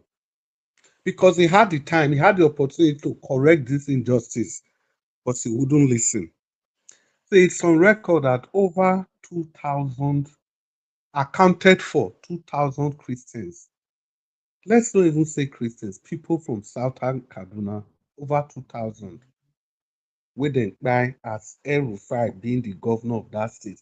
Since El-Rufai come out, they will see they hear those gruesome killings for Southern Kaduna. All of them don't finish. It was El-Rufai. Mr. Chris. Yes. Mr. Chris, do you think El-Rufai will be prosecuted today if he were still in APC, or if for any reason he's Not at all. Not at all. Not at all. I believe not at all. He will not be prosecuted. But this is just karma. Okay. Karma no way into the work. You know, this whole thing, if it could even be the blood of those people. If you see, my emphasis is not whether Tinubu is doing a good thing. I'm just saying that El-Rufai deserves everything he's getting today. Completely. Then, what about this? Amoso is getting it from a criminal like himself. Yes, criminal like himself. I'm even coming to that. Tinubu, thank God you even raised that. But you see, people, every day they talk about Black Panther, and they talk, say Tinubu, nah, people, they don't know the kind of job what Tinubu do. People that have been involved in drug, you should know their mindsets. Every time I say that, Black Panther, you are not here. Thank God you are here today. You know, people keep saying that El-Rufai campaign for Tinubu as the wife they talk. When I say drug dealers are stupid, they are carried away easily. Once you lose their trust, you can never gain it back. They can work with you and they don't forgive. They don't forgive. There is a way they will pay you back. You did say Tinubu no know wetin play around behind the scene for that 2022 where Buhari be no one give am tickets. So any person sincerely think that El-Rufai love Tinubu to that extent, so he can't go dey fight for Tinubu, big lie. Big lie. El-Rufai was playing the long game. He was playing the long game. If you people forget so easily, don't forget 2 years before that time, El-Rufai go Lagos. The time when Buhari government, so I remember when they swear him in, they throw away Tinubu now. I be like say Tinubu no be any person again. It was 2019 when Buhari needed the ticket again. They go still bring Tinubu come back. Immediately Buhari win, then still forget Tinubu again. Now I make people in Tinubu's camp that were supporting Tinubu, that were working under Buhari, all of them became Tinubu's enemy. Is it Arik Beshola are we talking about? Fayemi and all of those people. Because the Buhari camp, they corner those people. As if that is not even enough. See, Mona, they listen carefully. Oshomole was the chairman of APC. Oshomole was the chairman. And Buhari camp, they knew that Oshomole was Tinubu's man. How they tell remove Oshomole? So that was why El-Rufai, Rotimi Amechi, and Abubakar Malami, and the top guns around Buhari, they said the only way to stop Tinubu, or one of the ways, is to make sure they remove Oshomole first. So that they can now install their own chairman that will be loyal to them. So not to say Tinubu is stupid, he go forget all those things. Tinubu go forget those things. And Oshomole, national chairman of the APC, had a take remove am. Zoom call, that they take remove am. If you not forget, now somebody for a word for a donut there for Esako. Somebody for a word, one of the chairman of the word, right against him. Finish. Now they take remove Oshomole from national. Everything to decimate Tinubu. Every Friday go Lagos, go they tell them say, I will teach you people. Type it on Google how to defeat the Godfather. He go Lagos, go they tell Ambode those times. How then go fit defeat Tinubu. Rufai is there. All the record was there. He go national television. Then at the very last minute, you come pretend say they campaign for Tinubu. Why did you even do that? Because Rufai they don't calculate and say if Tinubu verse come out, they will lose power. That was all. It's not because he loved Tinubu, and Tinubu understand this thing. And people are saying he campaigned for Tinubu. Rufai is devil. He's a viper. It's as dangerous as anything. Even the Muslim ticket, now Rufai start am for Kaduna. Una hear am now after Tinubu win. He said he did it first in Kaduna to prove that it can work. That divisive figure like that. I don't even know why they are giving him any form of trial. Because the blood on his hands is just too much. It's so divisive. In Kaduna, because of the polarity of that state, 50-50 Christian Muslim, any single election, it must be a Christian and a Muslim, just like Nigeria. But Rufai start am. You take Muslim ticket. He said, made the Christian, made them not worry, made them not vote for him. He repeated it again at the national level when Tinubu win. Rufai was boastful. All of you are listening to that recording. It was played here. It was played on this platform. He was boastful, telling the whole world how they deceived the people in South Africa, how they deceived the Christians, and they sold Muslim ticket to them. It was Rufai that said, if one Muslim is good, two Muslims will be better. It's better than having an infidel in the seat of power. So everything that is happening to him today, he deserves everything. In short, what did happen to himself? He not even rich. That is my own submission. He not rich. It is not today in history. He not reach anything, no. He never suffer. I've told you people the number of lives where Rufai hands take, the number of lives. And if you must know, these are not things people like us read in the newspaper. Now, what we experience physical, we experience and we see them.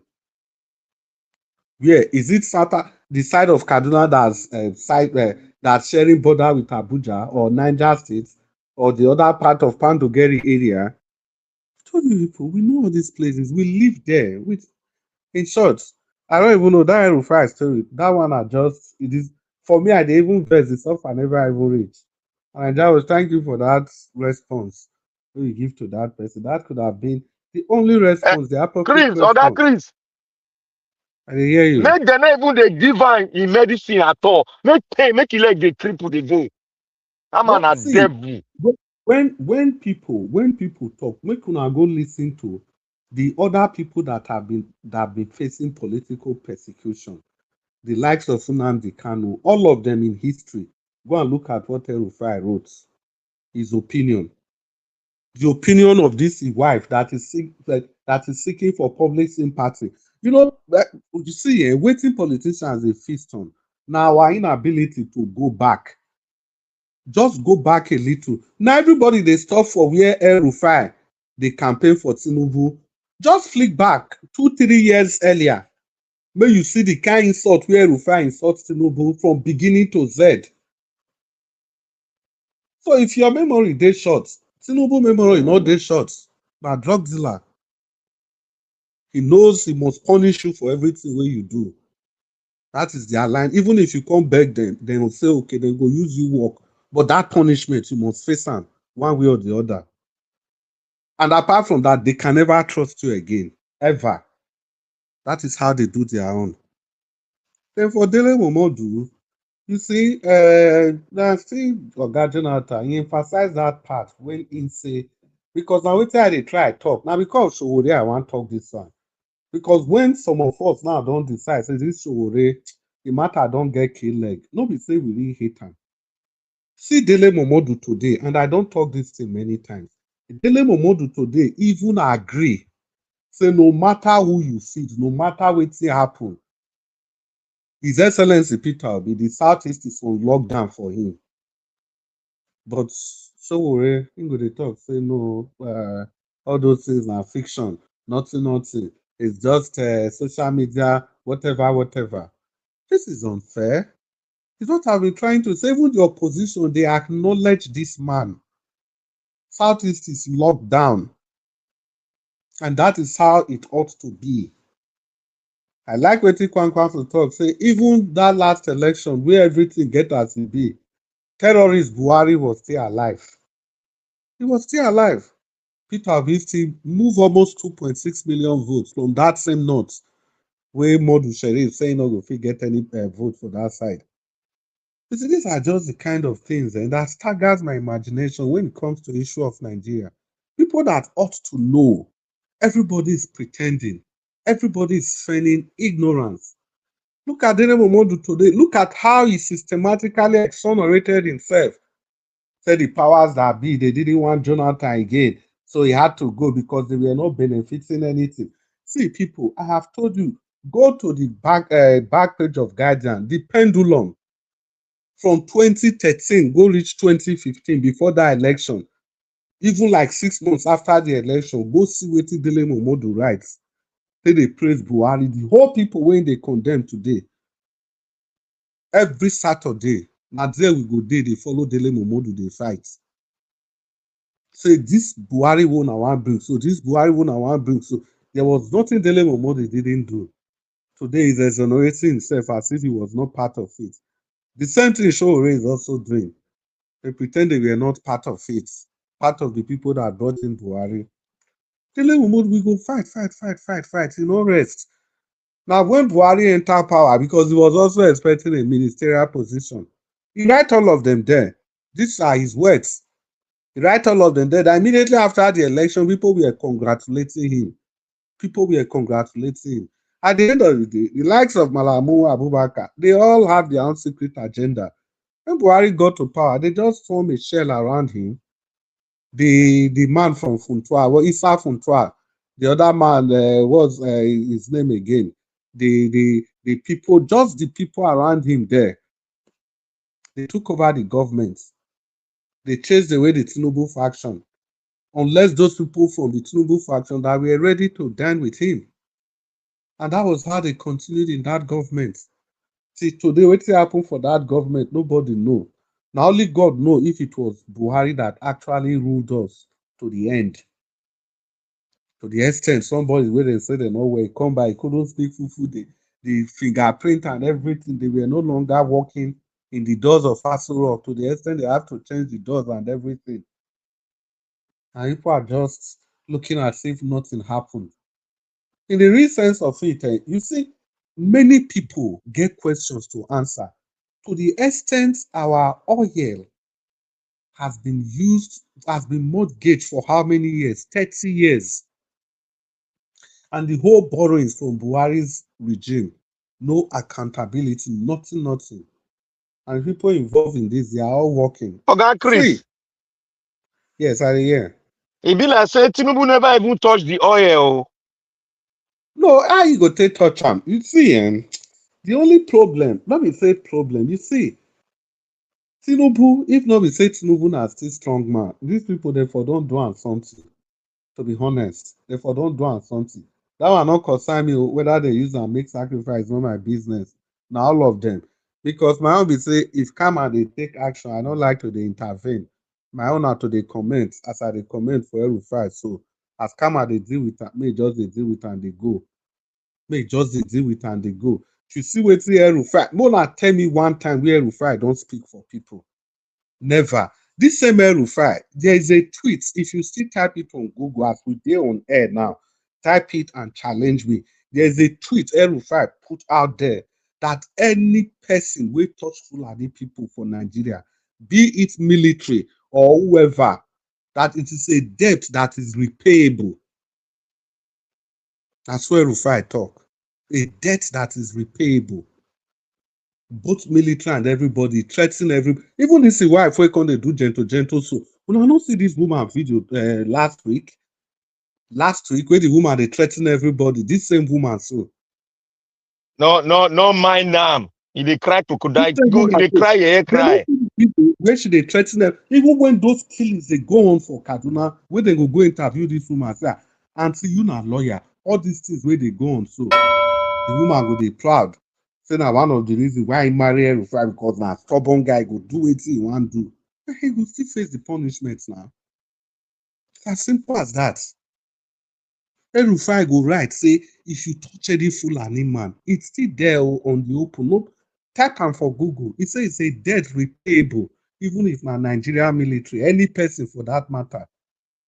Only if you touch their people. Then back to this scandal. See, this scandal, I don't talk am many times. Even if they keep that's still Jonathan. Now you talk and say it's a good thing that the mainstream media they put it on the front burner. It's good. It's very good, but I wish say na opposition. Now they use the matter, they go. Opposition go they talk about the matter every day from different angle. Paid interview, not just waiting for channels to invite them. As the mainstream, they put on for the main burner because the mainstream, they go they talk and they go want balance everything. If you not see every issue for these their arise, Oga Chris, your time don't finish. You know they hear that bell, oh. The bell not the ring for year at all. Oh, you be the ring bell. I don't hear. You know they ring bell more than 10 times now. Don't ring bell reach 10 times. Jesus Christ. I don't hear. Okay, we are just off. It's okay. We'll come back. Thank you. Thank you. Yeah. Yes, we have Mr. Oduwa here, so he needs to speak. Thank you, Mr. Oduwa. Thanks for your patience and long wait. Good evening to you, sir. Talk to us. Thank you, Mr. Najawash. Good evening, sir. And God bless you. Good evening, Mommy Diaspora. God bless you. Thank you very much. I appreciate all your time. Good evening, commenters, listeners, and viewers on the passerby. God bless you. Good evening, Baba Jonathan, Baba Christian, Dr. Chairman Black Panther. Good evening, Wadomo. Anyway, today, as Peter Obi and the Nigeria Senate, life is somehow, and that is where my people will say life no balance.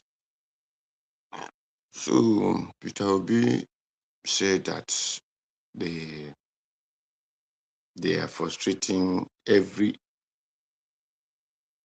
that is doing in life. Well, that is how it goes. Peter Obi himself know that things like this will come because when the election lost in 2023, he was the one telling Nigeria that to fight a system that has been a practice of most people and in the bad conditions, to fight the system is not going to be easy, but we will keep on until we succeed. So if he said his life is being threatened, so it's still part of to fight the system. So, and people are saying Nigerians are not ready. Peter Obi should use Peter Obi say Nigeria, and those following him are Nigeria. Those who don't want to follow him also Nigeria, and those who want the system to keep on so that they might pass Nigeria suffering to their children to continue suffering Nigeria. They are still Nigerians. So the truth is, God has way of showing something example, and that is where But in Nigeria, when something happened to you, instead of you to say, no, I will not allow this kind of thing to happen to my brother, then you will now call your brother to say, this thing that happened to me. You will say, no, it never. Things that happen here is very good, and this, so that your brother should come and fall into the thing that happened to you. That is what we are experiencing in Nigeria. And that is why the country can never change. Until we begin to put ourselves and say, if this thing happened to me, I will not allow it to happen to my brother. Except if it is good something, I will let it happen to the next person. But if it is bad something, I will never allow it to happen again. I think all of us have that mind. I say, Nigeria, if not, Nigeria can never be ready because we are all Nigerians. So the people talking, the people watching, the people singing, they are all Nigerians. But Peter Obi, we pray that the God guide you and protect you from dangers.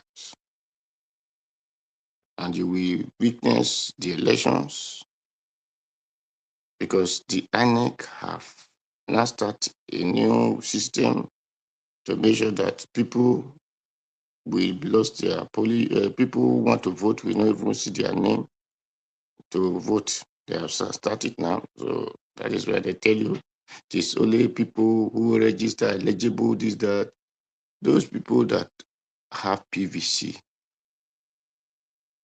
now, who you change their name from the position they're supposed to vote. Are they not eligible to vote? But because you people want to make sure that you give it to who the Nigeria will not vote for, people have started manipulating the exercise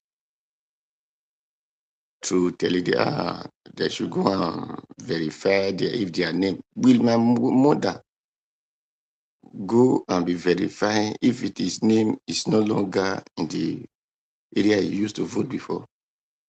Or with my grandmother go and do that? Because all they know is that day, this is where I voted, come and said, this is my card. But what they are doing now, the INEC, because the only what I see here is INEC is going to be Nigeria problem. And this is the reason I'm shouting that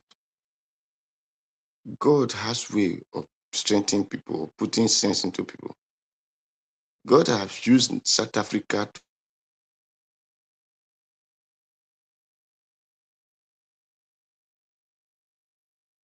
prove, and the one they released from these people prison, Ethiopia, where they came back to Nigeria.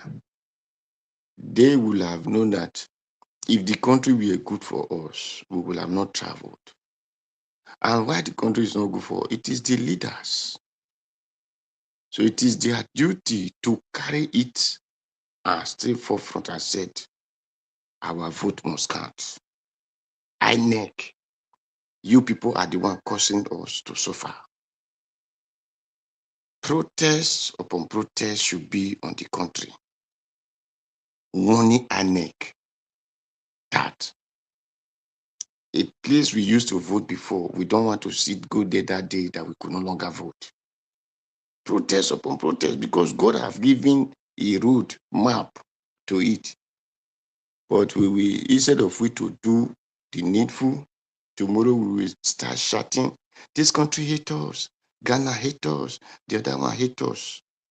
The reason that God is using them to hate you, not really they hate you, because God is using them to tell you that stand on a decision to make sure you eat from the pineapple that your father have in his farm. That ripe plantain, you benefit from it. Those good granite and banana in your land, you benefit from it. But you are running away, telling other people that why are you chasing me from your house? If we did not want the country to better, the country will never be better.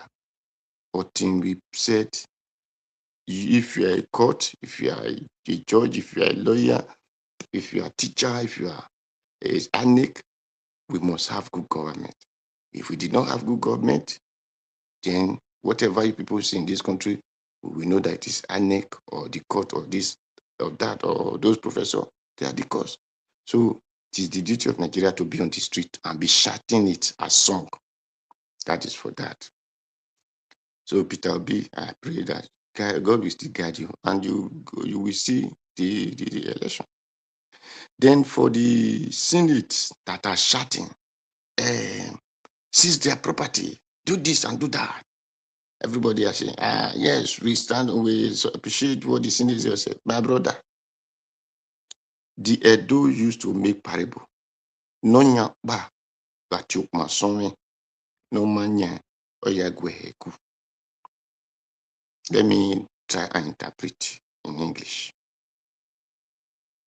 In Edo proverb said, a person who owns calabash, if he call his calabash pieces, that this my calabash is pieces, instead of packaging his calabash very good and elevating him in the face of another person, but he said his pieces. Then the other person who did not own the calabash will now pick that calabash and use it as a packer. Then use it to pack whatever he feel that is rubbish. They are shouting, they kill Nigeria in South Africa. They do this, they do that. They seize their property, they do this, which is truth. But the senators, how many times have they shut down the assembly because Nigeria are doing mass burial every time in their country, or a entire community is burned down, local government sees travel, you can no longer travel from one state to another. How many times has the National Assembly, the Senate, and whatsoever you call them, how many times have they shown that they are responsible to make sure that the country benefit their people? If you that owns, you that is in position to make law benefit your people, instead of you to make law benefit your people, disaster is happening in your land, you could not care over it. What you can do is to be collecting money, borrowing money in the name of those same people that you are destroying in the name of you want to get power. You invite terrorists to destroy the people, to burn down their houses, to send their wife and their children, their friend, to everything to their kingdom come. Then you will not have month and be challenging South Africa. Who are you to say that? Who are those legislators? Because if you value your people, other people will value them. How many times have they taken action against anybody that said this person was arrested because he was bandit, he was terrorist, he was this? How many that they have persecuted for us to see? Or those who are sponsoring them, how many are they persecuted for Nigeria to or the world to know that yes, these people love their people? It's just to come out and say they to pursue them in South Africa, they do this, they do that. They want us to come and be saying, you people are working. You are not working at all. Because instead of you to look at in China, according to your what you should know, a person who stole money is sentenced to death. The other time, Philippines did it. And that is how China goes. When people will say China government give their people money, you see, if they give you money, you have to use it to work. If you don't work with it, you are gone. But we are not saying that when we are telling the reason that China people are making money here and there is because their government are helping them. Their government is not giving them grant. I said, or a student this thing grant, whatever they call it, or say go and say akara 10,000, go and say akara, go and say beans, ekulukidu. No. Where they are empowering them, they make sure that their country is good for their people to do whatever that will benefit the country. So anyway, thank you, Mr. Njabush. Thank you.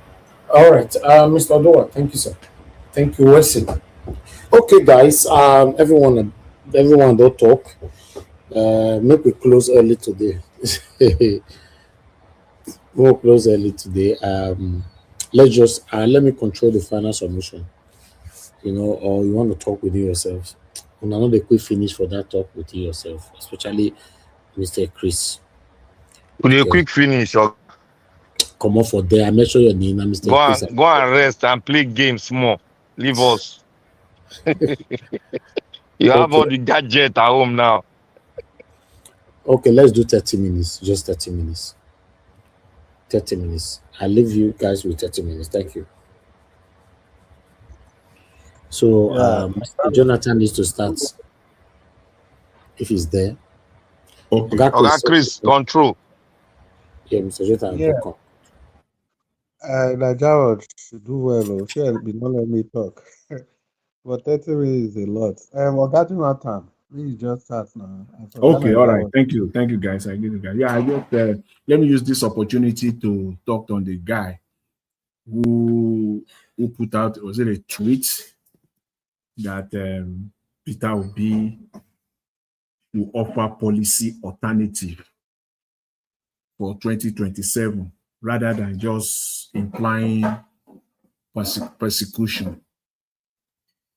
These are the people that if you get to know him or you dig deeper, you will know that he's not following politics, or is just being mischievous, or just that he didn't even know what he was talking about. In Nigeria today, if there's any politician that has put alternatives on the table, policy-wise, it's Mr. Peter Obi. Unprecedented Nigerian politics. That's why I said if it's someone who knows, who really understands Nigerian politics over the years, and is not being mischievous, so that statement should have been far from him or from such a person. Whether it's male or female, I don't care to know. But I'm speaking to that statement directly. It is mischievous. It is not only misleading, it is an outright lie. It is only Mr. Peter Obi, I've seen it. It's unprecedented in Nigerian politics that will finish election in Nigeria and immediately, right off the bat, that he has never stopped criticizing the government, which is the duty and responsibility of opposition. That is one of the problems they have with Mr. Peter Obi. That is the base, the issue that they have with him, that he has not, leave them alone to do it the way that is the status quo. After all, when election is done with, everybody will enter house until when it is 2 years to the election or a year, even the 2 years to the election, everybody will be struggling with their internal political whatever fight. First of all, a year to the election, that's when it is 6 months to the election that they will now be coming after the incumbent directly. No, but Mr. Peter Obi has been coming directly on this government right from day one. So they cannot accommodate that. They find that is like, that's a taboo. So that's one of the reasons why. So if there's any politician that has been so frontal, offering policy, if you cannot do anything, okay, just pretend. Go and take Mr. Peter Obi's interview. Let your people, your so-called intelligent people that you put together, because I've said no normal person in his right brain will want to work for Mr. Tinubu. Until today, I stand to be corrected. No normal human being who has genuinely acquired knowledge, went to school, build a career, build a family, that you will just wake up and say it is Mr. Tinubu that you want to work for. It's an anomaly. That is why we're seeing all this mediocrity in this government. Nothing is happening. The real people, Mr. Tinubu knows them. The people that he really himself, he wished that they would come out, they've rejected it. Some outrightly, some stylishly, they don't. So they went, so Mr. Tinubu had no choice. Mr. Tinubu really want to pride himself that he has been able to assemble the very best. But the best are not ready to work for Mr. Tinubu. Far from it. So he had no choice. He had to settle for all these people we're seeing. If you know him for a person, he's a very prideful person. He likes to claim that he's the leader strategy-wise. So his intention from the beginning is that he will assemble the very best from the world. He will bring them together to work for him. But they are not ready because nobody who has all these things set up in his life will say, okay, I now want to come and perish it on a platter. For who? For who? For what? To come and work in a criminal, in a most corrupt, fraudulent administration? No. If you now want to pretend, knowing fully well that, okay, the team that you have assembled, they are not the best. Far from it. You can even send somebody, pretend, go and gather Mr. Peter Obi's statement for the last 2 years, thereabout, 2.5 years. Just gather it. I tell you, they won't do 2-day job. They will sit down, spending like about 8 to 12 hours listening to it every day. They won't spend 4 or 5 days. I tell you, you have enough policy that you can walk around with. So what are you talking about? You think you are just talking. That's why I said you don't even know what you are talking about. Whoever made that statement, you don't even know what you are talking about. Just pretend. There are policy statements. He has said it on every area of our lives in Nigeria. Is it agriculture? You can pick something from it. He has spoken. Is it on small businesses? He has said it. He has offered solutions. He's not even pretending. He's not even trying to hide it. He has said it all. It's like tell it all. Mr. Peter Obi is just, he has said everything that he wants to do. Yet you can't pick it and do it. Because even if you want to do it, it will be handled by criminals. Even if you want to do it, the people that will head it, is it not this Baja? Is it not this Baja Biamila that will be in charge of appointment? Oga Jonathan. Yes. And then, I said one thing that was last week. I said these people Tinubu is going to do the greatest mistake of his life and he's going to pay the price for it. He has dug into it now. As time moving, you will see the mistake you do. All these drug lords, they always do mistake at the long run. Yes. Yes. People that get into power criminally or through the back door, wherever, they always make mistake along the line. And he has started, which was what I highlighted earlier when I was giving my submission. He has started. But they will not, they are very, very adamant. They are always very arrogant. Mr. Tinubu will not, he will think he's smart. He will think he's smart, Oga Jonathan, beg. Yes. There's something you've been saying and you repeated it again today. You kept saying that good people, it will be difficult for Tinubu to get good people to work for him. So the question I need you to help us to answer is this. So these people, okay, you have good people on one side. What about the people that are lobbying to work for him? They are not good. They are not good. So what is their mindset? Do you mean that these people, is it that they are not good as people, or there's something fundamentally wrong with them? For example, even if these people, if they find themselves in the cabinet of people like His Excellency Peter Obi, Alex Oti, they are still going to misbehave? Yeah, you see, good people don't lobby for position. Good people don't lobby for position. If you have read biographies of great men, so many of them, you won't go too far. You will see where they have this commonality, where they will say that they have also served publicly. You will always hear they have this common line where they will say, they just got a call. Somebody just approached them. You know, he has even given, he just want to retire. He just want peace. He's just living in his hometown, in his village, or just doing his business. He just got a call.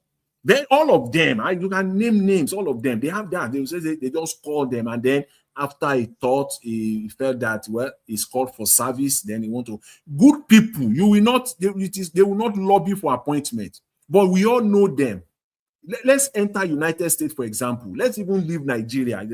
We know that we have a lot of brilliant people in Nigeria.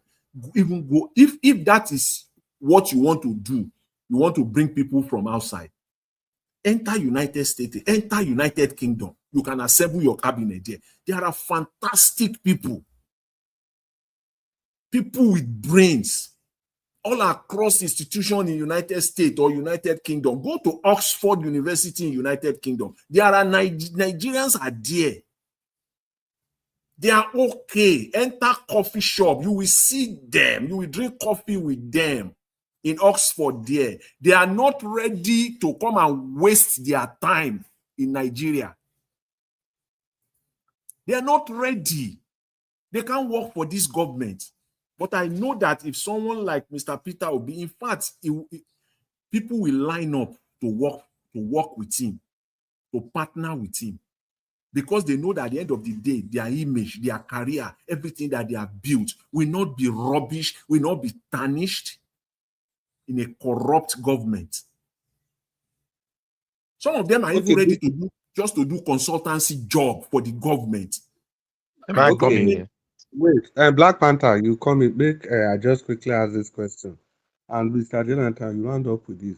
But Mr. Jonathan, for example, the reason I'm asking this, I'm just looking at the future. You know, we've said here that Peter Obi's cabinet, his cabinet, not just even the cabinet, the time it takes him to form a government alone will already signal the direction he's heading for.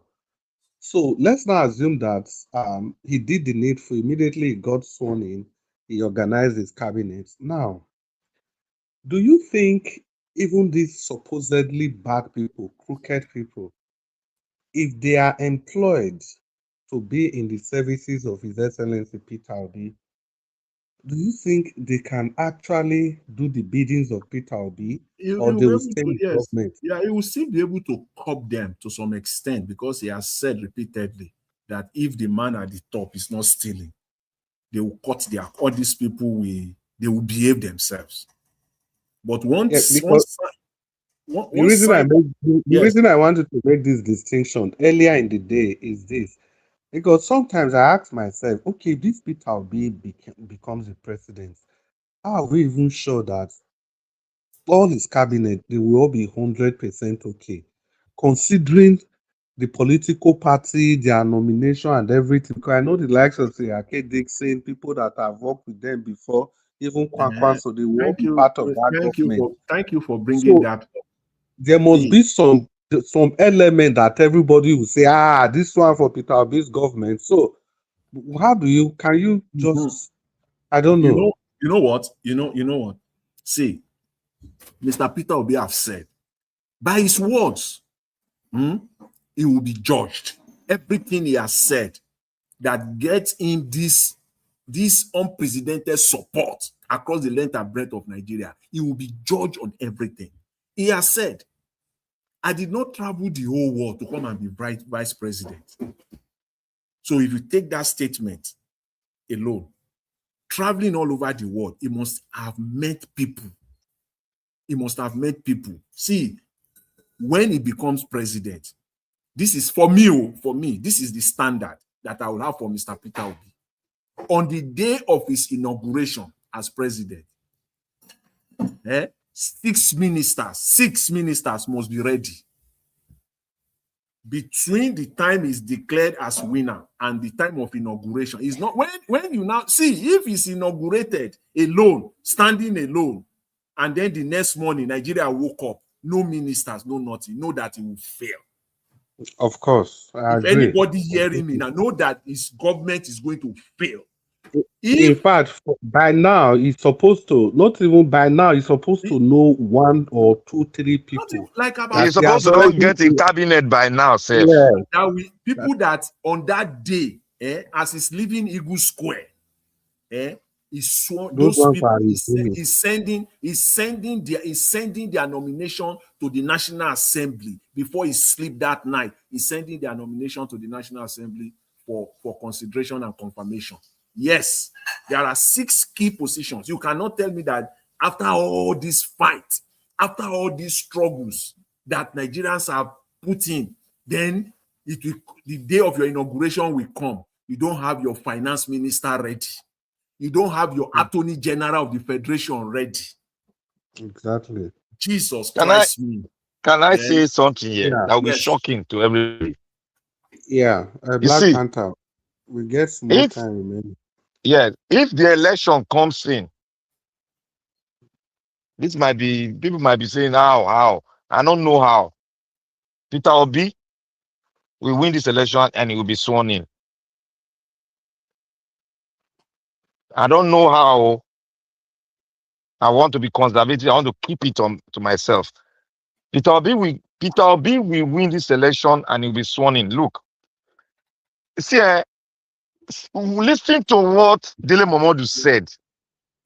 Dele Momodu was hiding. He purged himself. Look, if you look at the pathway to presidency now, whether you crook or hook, it is only Peter Obi that has it. There's no look. Peter Obi brought the old kind of election where they say you are sure that you don't lock down this part of the country. Awolowo did it. He locked down the West. Peter Obi has locked down the East. The North that they are clamoring. Look at what is happening now. You people should understand the Nigerian politicians. They couldn't lock down Peter Obi using, he brought ID card to the Fulanis. They couldn't. They sent Aloma the sheriff to come and be talking about IPOB, a dead matter. And look at the kind of person that is coming out to say it, an unclean entity, a forgotten soul that should have been in the dungeon for life. They now brought him.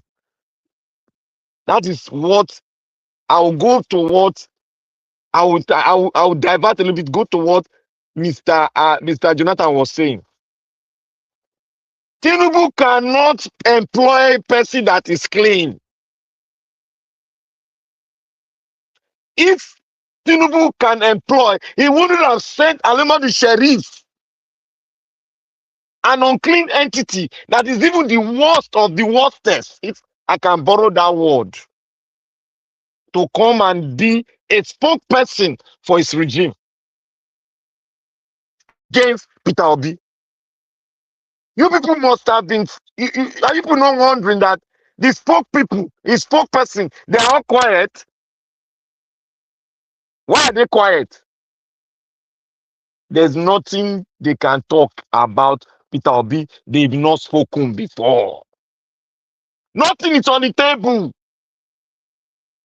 And they are not even dirty enough to bring what Aluma the Sheriff brought in. Tinubu needs the worst of the worst to play the dirty game. But can he use all this person? They don't have anything again to use against Peter Obi. They played all the cards. They failed. Even this one that they play, Aluma the Sheriff played, Kwakwaso have neutralized it by just speaking on that issue. That even in the north, Peter Obi brought in 2.something million votes. Does that not tell us something is cooking? To get that amount of vote at a starter point, as a new starter, you know what it is from the north. I said before, yesterday, I said this article does not have a pathway. The man from Ibadan does not have a pathway. They are conjoining together because these people are bad guys. They can only work for the baddest guy, and that is Tinubu. They are working for him indirectly, picturing themselves to the Nigerian people that Tinubu is bad. Yes.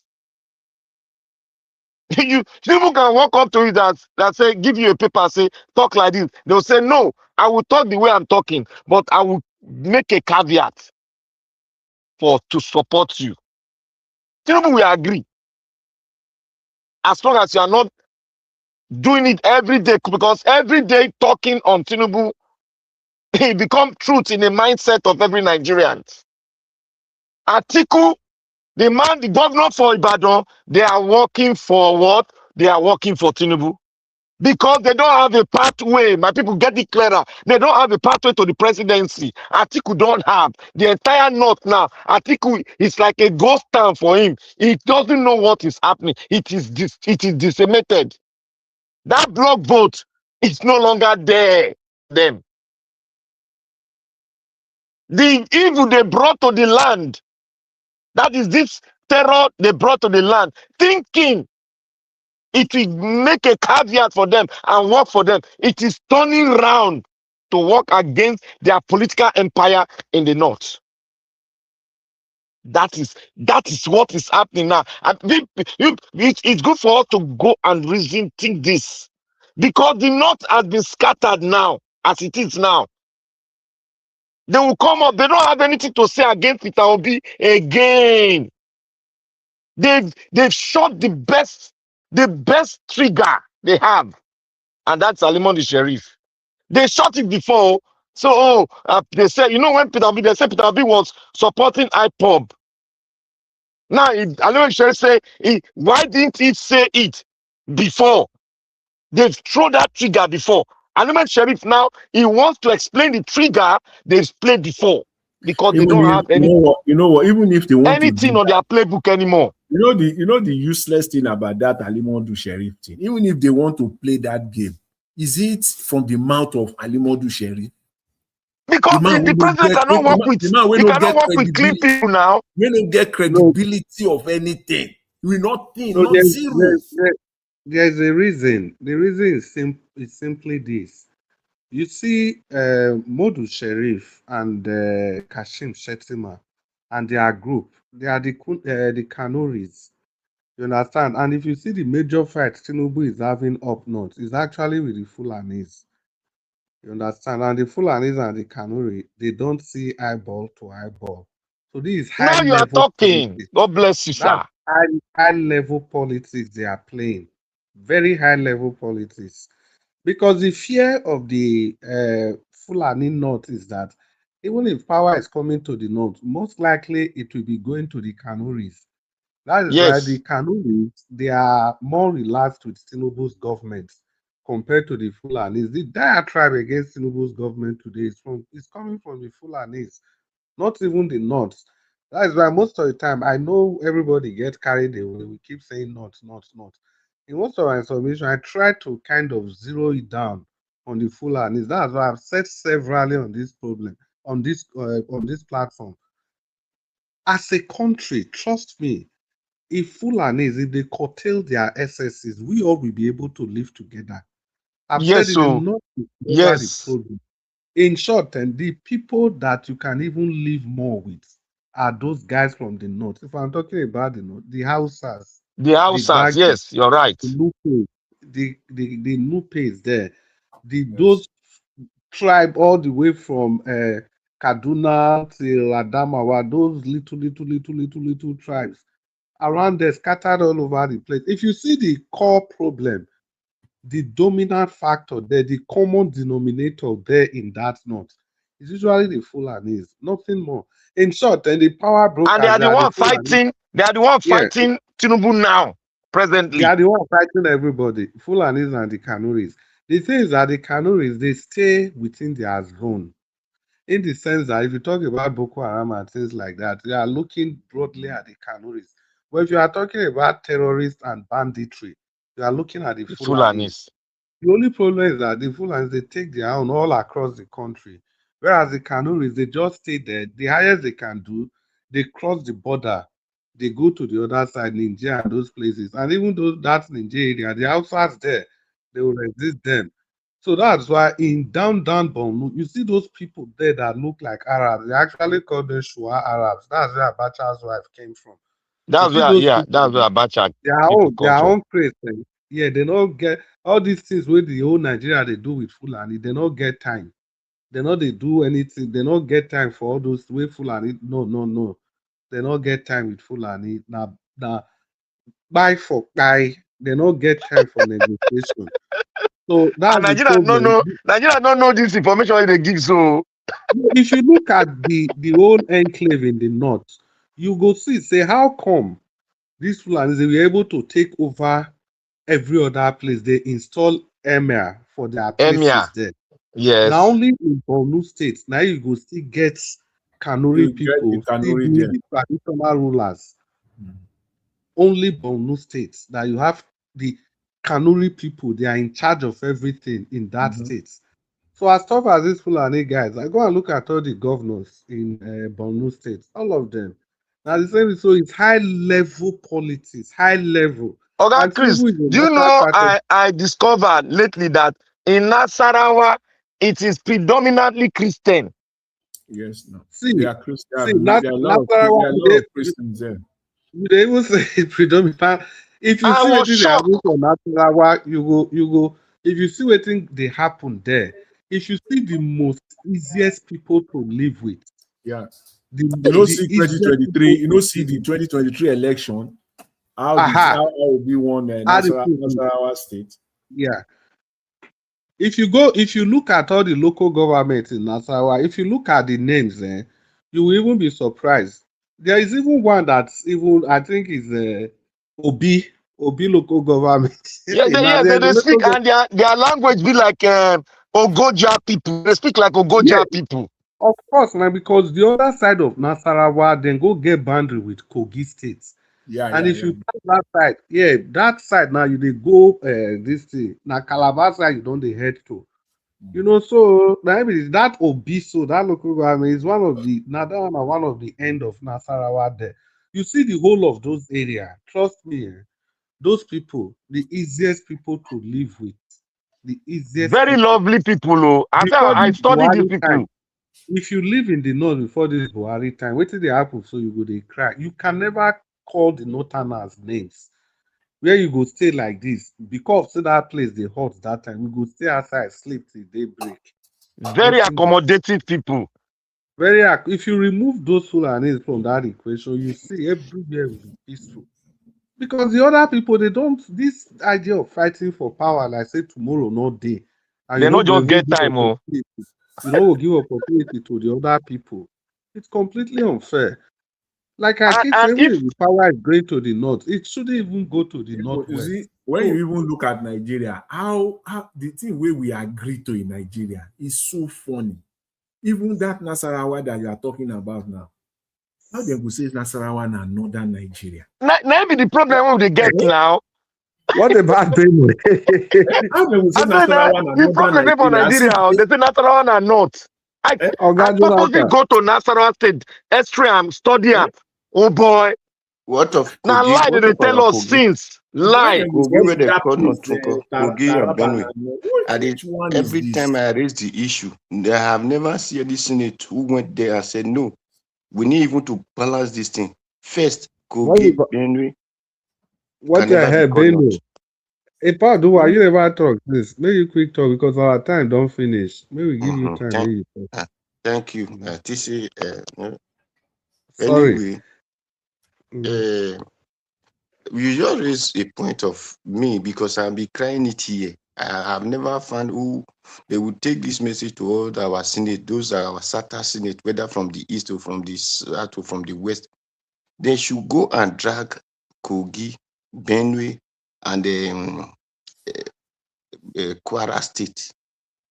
They need to drag it. We need to have three SAT, three not in middle belt. We don't want to score all of them. Not, no. First, how will you just draw a map and cut small place and cut that side SAT? then the rest part you call it North. Not. Then our people, and if you check the center, Everybody just a clap hand. according to them, Abuja is the center of the country. If Abuja is the center of the country, then why will you not tell me that Kogi is not, Benue is not? They don't say Abuja na not to. How can I know? No, sir, listen. They don't claim Abuja. Oh. Abuja na not. I'm not, no problem. If they say Abuja is the center of the country, it is good for we the Satanan to tell them that Benue can never be not. Kogi can never be not. Yes. And Kwara can never be not. Because check the center, check the gap now. You have to check the gap. Then before you now say, if you cut it into two, you're supposed to pass Abuja. So, but because we did not even go to Abuja, first, let us take these three that we know is our own. Because me, I have family in Kogi, I have family in Benue. Yeye Bello that is doing it from Igbira. Igbira, we have Igbira now. It's Igbira man now. We have Igbira. As we have them there, we have them in Edo. And Igbira never, they're not the Muslim. Oh. I'm not talking of Muslim. I don't talk of. They just don't they claim Muslim for nothing. I'm talking of who we are. We not get Muslim for Edo. I'm not talking of Muslim. Now, if you go to Kogi, I have Igede there. Igede, they are my blood. So how will you not tell me that those people are not? They are not even close. You're saying are not central. They don't not even central. You see the Mago. You see the Mago there. I don't want to hear not edge or not edge or net weak or not head or nyash. What somebody need to restructure Nigeria. We need to. Now we talk now. The structure we talk all these years now. When they don't want to listen to us. We need to fight it. How will you tell me Kwara, the lorry people that there is not? Saying are not. In lorry way that I know they are my brother. And Saraki go they claim not to. A Yoruba man, no. He claim not. His father is Fulani. Saraki father is Fulani. So a grandfather, not be Saraki himself.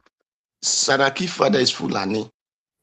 In grandfather be Saraki go. Saraki father is Fulani. His mother is Yoruba. Hey. So we need to fight this thing out. We have lawyers, we have senators. Senators supposed to raise this information. If you are a senator from South, whether the Yoruba side, the Benin side, the Calabar side, or the Igbo side, raise this thing that this place can never be cornered. Let us. You know why they know if you talk about Senate? Let me tell you why. The representative, the senators, they are all Fulani coming from there now. No, it's not all Fulani. A lot of them. No, my brother. By the time you raise, the thing is, Natasha is a Fulani woman. Natasha is not a Fulani, she's a woman. I say the majority from that north central and that northeast. Now Fulani they only dominate for the House of Representatives and Senate. Baba, as you as a certain man, look for the Senate that come from Kwara State. Tell them that we have the lorry, they come with their Senate. Tell them that this information, go to the one of Benue State, give them that information. Go to the one of the other state, Kogi State. Tell them that this is, then you now, after you are giving them this information to support your agenda, then you from the South, which they do not call you not, you raise that information. The moment you we need total restructuring for Nigeria. Very demographic. They need to change all the demographics. Listen first. By the time as a certain person, you now raise this thing, you will see, because you have discussed with all these senators, these 3 state senators, they will support you. Then, is it not majority they said they are using? All the certain states have the senator. Then by the time you put these 3 states included to it, you are not equal with the North. The Northern senator. So, we need to use sense. They are not Fulanis. These 3 states are not Fulanis. So you convince their senator to let them see the reason that they have to join their brother. Then by the time you from this and raise the hand, Oga Odua, sorry for diverting. I just want to ask a question whether una don't hear what they happen. Oga Jonathan and Oga Collins, have you people heard what is happening in Senegal now? Yes, now the Prime Minister bounced back to become Senate Press Speaker. Yeah. Yeah. Oh boy. Well, that one another very big news. But I Yes, think so as at now, we don't exhaust our 30 minutes. So Ghana and Jarrod, So anyway, don't I exhaust wanted to our say 30 something minutes. yesterday because No, Padua, wait, you will talk something. So Ghana and Jarrod, if you hear, we don't exhaust our 30 minutes. So before we Okay, conclude, Mr. we just Dua, talk. you want to talk something now? More do another last 10 minutes. thank Last 10 you. minutes. You see, yesterday, because network kicked me off and the time. When this man who called himself a professor in engineering that want to debate Peter Obi is beginning to shout and said, they will destroy us. Really, if you want to take away erosions or flood, you can take some building out. I don't know, Mr. Najawash, if you were the one who do the recording and we are saying all these houses. If really this man is an engineer, the way he claimed, you don't even need to go and be putting down 500 houses before you take those erosion. Me, that I'm here, I can do that without even bringing down 10 houses. And those water, you will no longer see it in those areas. It's very easy. Because I know, what do they call his former governor? He doesn't know his work. That is the truth. It's not that because they put on a cap, they said they are engineer. He doesn't know his work. Umahi, I will teach him that work. First, they didn't even check the environment before he start tying the road. They didn't check the side the erosion flow to. Then so that he can put the key structure. It's not just where they do road, they put gutter this side, put gutter this side. It doesn't work that way. Those houses, those buildings, they might not bring them down. Yeah, Not using our politics. Ladies and gentlemen, So, Padua, thank you for thank you. the Thank remark. you. Thank you. Black Panther, that matter where you talk, so if you come tomorrow, maybe you bring them up tomorrow because are very interesting. I go bring her I out think the tomorrow. matter for Senegal, yeah. So at this junction, Oga Jonathan, I think your microphone is on. At this junction, make una join me, may we thank Oga Nigeria. He has done it again today. I will thank him, Oga Egbe. Thank you. Thank you very much. The pastor in the house of Celestial Church of Nigeria Watch. We thank you. Yesterday, we Which one come to see me, Celestial Church of Nigeria Watch now? This boy. Don't be the ring bell. On behalf of everybody, thank you so much for the extended time. We are very grateful. Domosa.